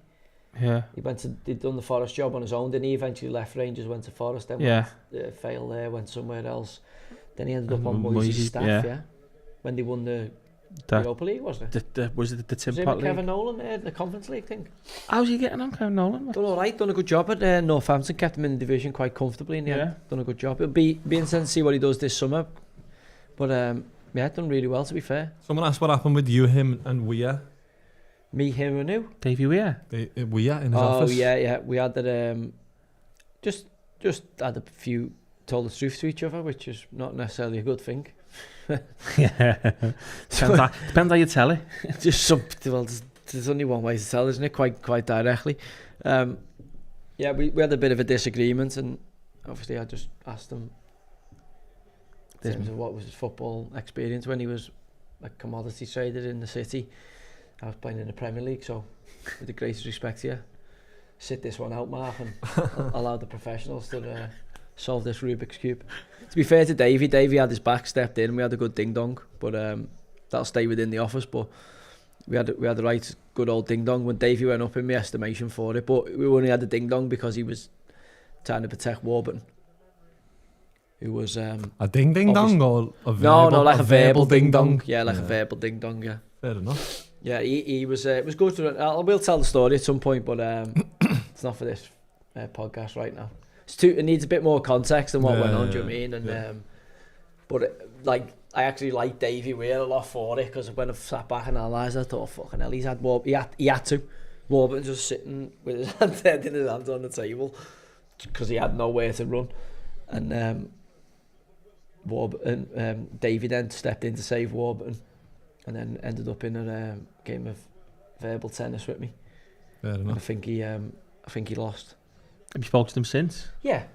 I haven't spoken to Warburton since. No, Davey, yeah. I spoke to Dave. Yeah, Dave. I've seen Dave. He was the head of loans for Brighton. He's gone to director of footy now at Brighton. Yeah. So I've seen him in a few games, and he was sounds no problem, because when you've been in the dressing rooms like that, they can have ding dongs in the dressing room. Then the next day you just fucking move on. It's forgot about. You just get it out in the open. It's done, and you move forward as a team. It's only people who haven't been in the dressing room or the big babies in football now, which like Warburton, who don't know how to deal with that, because they don't know how to resolve conflict. Yeah. So obviously the fact that I left Rangers was pretty much a acceleration of what had got said in that office at that time. Yeah. And there's nothing I wish that I would go back and change now. Like, no, I said exactly what I felt. It's been 15 years since that happened. There's not one thing I said to him that I think I was wrong there. It's been 15 years since you went to Rangers? Yeah, probably something like that. Yeah. You know, he wasn't there, but you were there for 2 minutes, wasn't you? 7 games did you play? I'm 42 now, so I must have signed for Rangers at, 30 or something? Well, it's fucking not 15. 12 years then? 12 years, yeah. 12 years since I was in Marseille, 10. But anyway, there's nothing happened since. Would have gone, do you know what? I might have been wrong on that. Everything that's happened, I was like, yeah, I probably let him off lightly in terms of how shit I thought he was. Yeah. But yeah, at that point, it built to a crescendo. Like, there was loads of things that happened. Once you built to a crescendo, but once you light that bridge on fire, you know that's it. Well, yeah, obviously I'm an expert at setting wooden bridges on fire. Yeah. You know what I mean? So he's the next wooden bridge. Again, what's he done since in the game? Literally nothing, has he? You know, from being Rangers manager, he somehow got to Forest. Yeah, but he left Rangers for Forest, didn't he? Which, I mean, well, if it works out and Forest win the Premier League, he's a great manager, but it didn't. So yeah, someone's asked you, would you go somewhere as an assistant? I love football, so I'd go back in. It doesn't bother me what role I'm in, but obviously, when you're as opinionated as I am, you need to be. You'd be top of the shop. You've got a strong opinion. It's, you know, you're going to say it, aren't you? So whether that's compatible. I'm saying whether that's compatible, you're going to need a strong manager to be able to, you know, take what I'd say and go, yeah, I've heard what you're saying, but this, what we're going to do, the complete opposite today. It's like, yeah, no problem. So I have worked for managers, you know, Dicey and etc. who have had that way. As long as I'm heard, there's no problem. But like, if you ask me a question, what do you think here, and I tell you an answer, and you either don't listen to it or ignore it, then obviously that's not a great combination. Isn't that what your missus does every day? So my missus. Yeah, but they have a way of dealing with you. My missus asks me a question every day. What do you reckon on this? And whatever I say, they just do the opposite anyway. So is that like being an assistant manager? Is that what it is? Well, I think it's finding your groove, isn't it? So ultimately, it's helping the manager get the players playing. I would imagine, whether you're an assistant manager, first team coach, physio, everything you all do is about getting the team to function. So whatever. I mean, he's blown up early there. The ref out them out. Easy win there for Sheffield United. It'll be interesting to see how he handles this Wilder, whether he allows them to do. He's got to allow them a little bit. I know. Well, it's the last game of the season at home, so they do need to give a bit of a clap and a bit of a send off. And they've got 10 days till the playoff final now. I wouldn't say go out and give them a fucking trip to Dubai and have a few days off. I don't think he's doing that. They need to give them a little. Well, also you've got to give your fans a big G, haven't you, for thanking them for the season. And I remember going to Bramall Lane when away on my own. I went one year when I was a kid on my own to Bramall Lane. Yeah, it's fucking mad. And then I remember getting called. It was a cup game, it was a league cup game, and I got called a bit. All the fans were chanting, "You big fat cunt" or something. Yeah. I was sat by the away fans and I was cheering, going, yeah, and then all of a sudden they just spotted me and was going, you fat bastard. Hurt your feelings. How old was you? Honestly, got the whole new. How old was you? I was driving, I drove on my own, so I must have been like 18, 19. I drove on my own. What you want to hear, is it? I mean, a League Cup game as well, and then it was semi-final. It was with every cup games. It was semi-final. I can't remember, but we had them at home, a second leg. And again, I sit by the away fans when the your main stand, and then you know, where were you last? And I was there. Can't remember the big fat one. Yeah, Bramall Lane, because you go down a big hill to get. I remember going down, and I come in over obviously where Woodhead Passer went in, and I parked in the Sheffield United end, and I was walking in with all their fans on my own, thinking, oh fuck, just keep your mouth shut. I think the better team have got through to the final. I mean, obviously the first leg, the damage was done, the sending off and the penalty. But again, I don't think it would have been a good experience for Bristol City getting into the Premier League. They got absolutely dry humped around every ground in the Premier League next season. Probably got 3 points, I reckon. Yeah, this Ryan just said to me League Cup semi 2003 was that? Must have been, mate. Yeah, must have been. It must have said League Cup. Michael Tongue era. Neil Warnock, yeah. Jess Morgan and all that. Yeah. I go, I was there. I remember he's become the kind of, I don't mean to sound disrespectful to Chris Wilder, but he's kind of become that championship, you know, if he gets Sheffield United promoted, he's had, obviously, Northampton, he's done the lower leagues, promotions, he's become the kind of the go-to guy, like Neil Warnock. The go-to guy, but he's a kind of nicer version of it. Tactically, he's better than Neil Warnock. No, I know, but I'm saying in terms of, you know, he hasn't managed to keep a team in the Premier, has he? He's got them up, but hasn't kept them in. See his eyes then all over the gaff. Has he been with Macron? Who was that? Don't know who he was. He was just like that film. Forgot he was there, Brereton Diaz. Oh, yeah. Him there. Yeah, Diaz. See him? Look at him. Look. Who? Yeah, look at him. Oh, this fella, yeah. He's been on the patties with Macron, he's been with Macron, yeah. Little pieces of little baggies. It's a long way to go. Don't want to be getting on that now. You got a Wembley final to get to. Yeah, he's got it. He nailed it there. Lost 1-0 at Bramall Lane, then won 5-0 at Anfield because we battered them at Anfield. Jagielka. Sheffield United. I don't know. You look at that squad. That squad doesn't stay in the Prem, does it? Close to the Prem. They're fucked. Yeah, but so you know, did he beat Coventry in the Prem with that? Or Sunderland? The chef beat Coventry or Sunderland? I think they've obviously finished third in the table. Yeah, against the. But like everyone, like I'm looking at these and fucking hate saying it, but like you're looking at them going like they don't last. That team does not, unless they spend 400 million. That team doesn't last the season in the Prem. No. Even if they spend 400 million, I can't believe he's still there, mate. He's done great, hasn't he, Jack Robbo? Yeah, he has. He's a scouser, yeah, done great, to be fair. But I just can't see how they stay in the league. See, no chance. Leeds. And I'm already thinking Leeds are going to come down, and I'm already thinking Burnley are going to come down. I think Leeds have got the best chance, I'd say, out of the three. Well, but it's only based on who they sign, isn't it? Yeah. Don't forget, Leeds have just come off the owner confirming that the manager isn't going to get the sack at the end of the season. So Leeds are going into the... That's not a good sign to go into the Prem, that your owner's coming out and giving your manager a vote of confidence, Daniel Farke, after the end of the season. Like, Burnley, Scott Parker, everyone's going, well, last time he was in the Prem, he was seen fucking crying at Anfield when he got violated anally by Liverpool winning 9-0, and he fell on his sword and gave the Bournemouth job to Gary O'Neill. Yeah. So that was his last experience in the Prem. Yeah, listen, Burnley have had a great defensive record, James Trafford, Golden Glove and all that. But this is a different monster, this. Yeah. Next year. You're going to play that possession-based football in the Prem. The golf is ridiculous. Let's see how brave that's why I think Burnley could be, because Burnley's set up very defensively and they're very like a big defense. It's horses for course. So they've been a great team at getting out of the Championship this year. But what are you going to do? Are you going to try and tweak that with a few foreign luxury signings that their data model predicts, because that's Burnley's model, and try and keep your identity? Well, like Company did, because that got Company the Bayern Munich job. So is Scott going to do that again? If he does, you know, will people go, oh, he's so brave like Vincent Kompany was? He stayed true to his principles. Yeah, but we're down by fucking March and we've just been fucked 6-1 at home by Arsenal, and we decided to pass it out from the back again. Kompany got the Bayern Munich job because he was captain of City under Pep.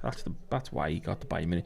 He never got the... Also, he must have got the Bayern Munich job based on how well Burnley did in the Championship when him and Bellamy were in manager, assistant manager, and they played some great stuff. Yeah, but then they come to the Premier League and just so the gulf was just massive. And also they made a documentary. I think these documentaries now massively work towards pushing certain agendas and making managers more. I started watching for the first time this week, that Full Swing, and it's amazing how much of a connection you make with golfers who you don't even know anything about at that point. So this is what these, Wrexham are doing it with their thing. Well, Sunderland have done it with their thing. I didn't know, so I was going to say, I thought F1 is so shit. Yeah, I was the same, yeah. And I watched that fucking, the F1. Race to Survive. What's it called? Drive to Survive. And it's fucking, I love it. Keep an eye out. Every weekend I keep an eye out for like the results and that. Yeah. Well, football, the same things happened in football now, and obviously, Liverpool tried it, didn't he, with Brendan and the documentary about Liverpool, but it was like an office fucking, it was, the envelope when he went to 3 people and then they had the self-portrait. For me, that's the best I've ever seen Liverpool Football Club represented in the media. It's my favourite documentary. The self-portrait. Oh my God. But again, like, that's when it's done badly. And you've obviously got the Graham Taylor documentary for all you millennials out there. Yeah. Do I Not Like That? Which is the greatest football documentary ever made. They then made Mike Bassett as a kind of parody against that, yeah. But it was. Do I Not Like That is the best football documentary made. It's like Living with the Lions with Ian McGeechan. If you do watch the show, he's a massive fan. Good luck in your battle against cancer. You remember the Lions manager? That. He's just found out he's had cancer, so hopefully he recovers and gets well soon. The Lions squad just being named. But the best sports documentary that's ever been made in Britain, no, that's Jim Telfer, was Living with the Lions when obviously the Lions squad, John Bentley and all that, took the camcorder, Doddy Weir and all that. Yeah. The best football documentary for me that's ever been made was the Graham Taylor one. Yeah, that's brilliant. Like unbelievable. How they got access like that? Like, you've got to go on YouTube. Got to watch it. Like, do I not like that? You can't believe what you're seeing. It's like, Mike Bassett. Yeah, Mike Bassett. Well, Mike Bassett was based off this documentary. I'll have to watch it then. Yeah. Oh, lad, it's a cracker. Look at him celebrating his mates. Yeah, well, listen, I know they're going to get pummeled next year when they come into the Prem if they get up in the playoff final. But it's a trip to Wembley. It's very, very rare you get the chance to play for all the marbles in a massive game like that. End of the season, it's a horrible place to lose. There's going to be a team that win, obviously, tomorrow out at Coventry and Sunderland, and one of them are going to lose at Wembley. So all the smiles and all the hard work to get you to that point, Wembley is only a place for winners, especially in that playoff final game. Is that the best day of your career? No, it's more relief, really. Really? Yeah, it's more relief. I wasn't stressed. I enjoyed it, just more relief. More, but it definitely wasn't the best day of my career. That. Really? Winning the league at Burnley was good. Obviously, the way we've done it, 23 unbeaten, and then to win it, obviously they've gone 31 unbeaten this season, but no one will remember it because they never won the title. Leeds won it. We actually went 23 unbeaten to win it, so we were the champions that year. That was great. Obviously, Newcastle, we won the championship one year, but we were the best side, and I didn't play loads at the start of that season because I was suffering with injury. So for me, really, the Burnley, that full title charge and the group of lads I was with was probably the best finish to a season. Yeah, definitely. And the fact that we won the league and they never had the trophy there, the trophy was at the Riverside for Brighton against Middlesbrough. Yeah. We had to celebrate with a blow-up trophy after beating Charlton 4-1 at the Valley. And winning on the last day of the season. Won it on the last day of the season, but they took because they were second and third. They took the trophy there, so we never got the trophy till like 2 days later. By that time, we were obviously well oiled. We'd been on it for 48 hours. Yeah, but it was nice. Lifted the trophy at the town hall on the Fingo. What's that flag Tom Davis has got there? The George Baldock, is it? Sheffield United once says Starman on it. George Baldock, is it? George, he died, didn't he? Yeah. Oh yeah, remember that? Yeah, it was rough that life. That's what died to swim, drowned in a pool or something, didn't he? Fucking hell. Tragedy, wasn't it? Look, you go, where'd you find that bag? I can't find it. My God, he is proper tweaking him. He's had a few is he on again, is he? Yeah, watch him. In the Ospos. Come on, he's looking for the baggie, watch him. Oh, he's gone. Yeah, look, where is it? Can't find it. Right, cracking off that. Look at him. Oh, he's on the. He's had summit there, hasn't he? Look at him. One too many. Proper sucking his teeth there. One too many shares. Needs a fucking drink of water. The old cottonmouth. Oh. Someone's put UC Arne Slot in Ocean Beach today. Fuck off, lad. Nah, was it Ocean? It'll be Ocean in Dubai. Is there an Ocean in Dubai? Ocean in Dubai. And they had like champions in balloons. There's Ocean in Dubai. Wayne Lineker and it mustn't be in Ibiza. They went to Dubai, didn't they? I'm sure they went to Dean Gaffney. Dean Gaffney. No, they went Slot on the. But I seen and he got on like the stage and that. Legend. I love him, mate. Who's that? That's got to be someone's Judy, Annie, in the middle. God. There he is. The Wags. Yeah, but look in the middle. There's got to be someone's Judy, Annie. Look. That they all dressed the same, but. Go ahead, girls. God damn. Go ahead. God damn. Girls going to be happy. That means a little bit more extra dosh for a few Louis V's. Yeah. Going to Dubai. Louis V's. What are we thinking next games then? Who we thinking? We're nearly at the end of the season, aren't we? I know, but then nearly there, yeah. Friday night games. I'm away next Monday, don't forget. I've got a golf holiday at night. Next Monday, would it be in Brighton, Liverpool? We're on Monday, fucking hell. I'm not even going to do the game. We couldn't do the Brighton game. Mouse. Sunday we're golfing, lad, so Sunday's off the cards. What game's Tuesday or any? Well, no, when he's away. No, Tuesday. Oh, are you going away? We got the FA Cup final on Saturday. This Saturday? Yeah, 4:30. FA Cup final this Saturday. Okay, I might be able to slot a few hours in for that. Should we do the FA Cup? Let me see if I can. I've got the kids Saturday. Let me see if I can. See if I can wangle some FA times. Cup at 4:30. Okay. Do they? Yeah, I can wangle some time. 4:45, finish at 6:30 if it goes normal. Yeah, we'll do the. That'd be a good game as well. Final, that'd be a great game. Then that sends us into, and then we've got the Champions League final after that. Go ahead, we'll do that. 31st. Just get a few of the heads in, get a few lads in. Just let's all watch it on a bit and stream it. About 6-7 of us in here on the aisle. And we're at the Champo. No, the final, FA Cup final. Well, I'll have a few bevies. Yeah. And I'm FA Cup final. I'm off it, lad. So. He's off it, yeah. How long is it now? 40, 47, 48 days? No, I'm in the 50 days. Is that just off golf your arms there? Yeah. Oh my God, you look like a what are them called? I've got to be careful. 57 squashy days, melon things. 57 days. Is it? Yeah. 2 months. 57 days, lad. Yeah. 30 That's days away from getting. I don't think I'll make the 50 softs off these, though. What about Glasgow? That's what I mean.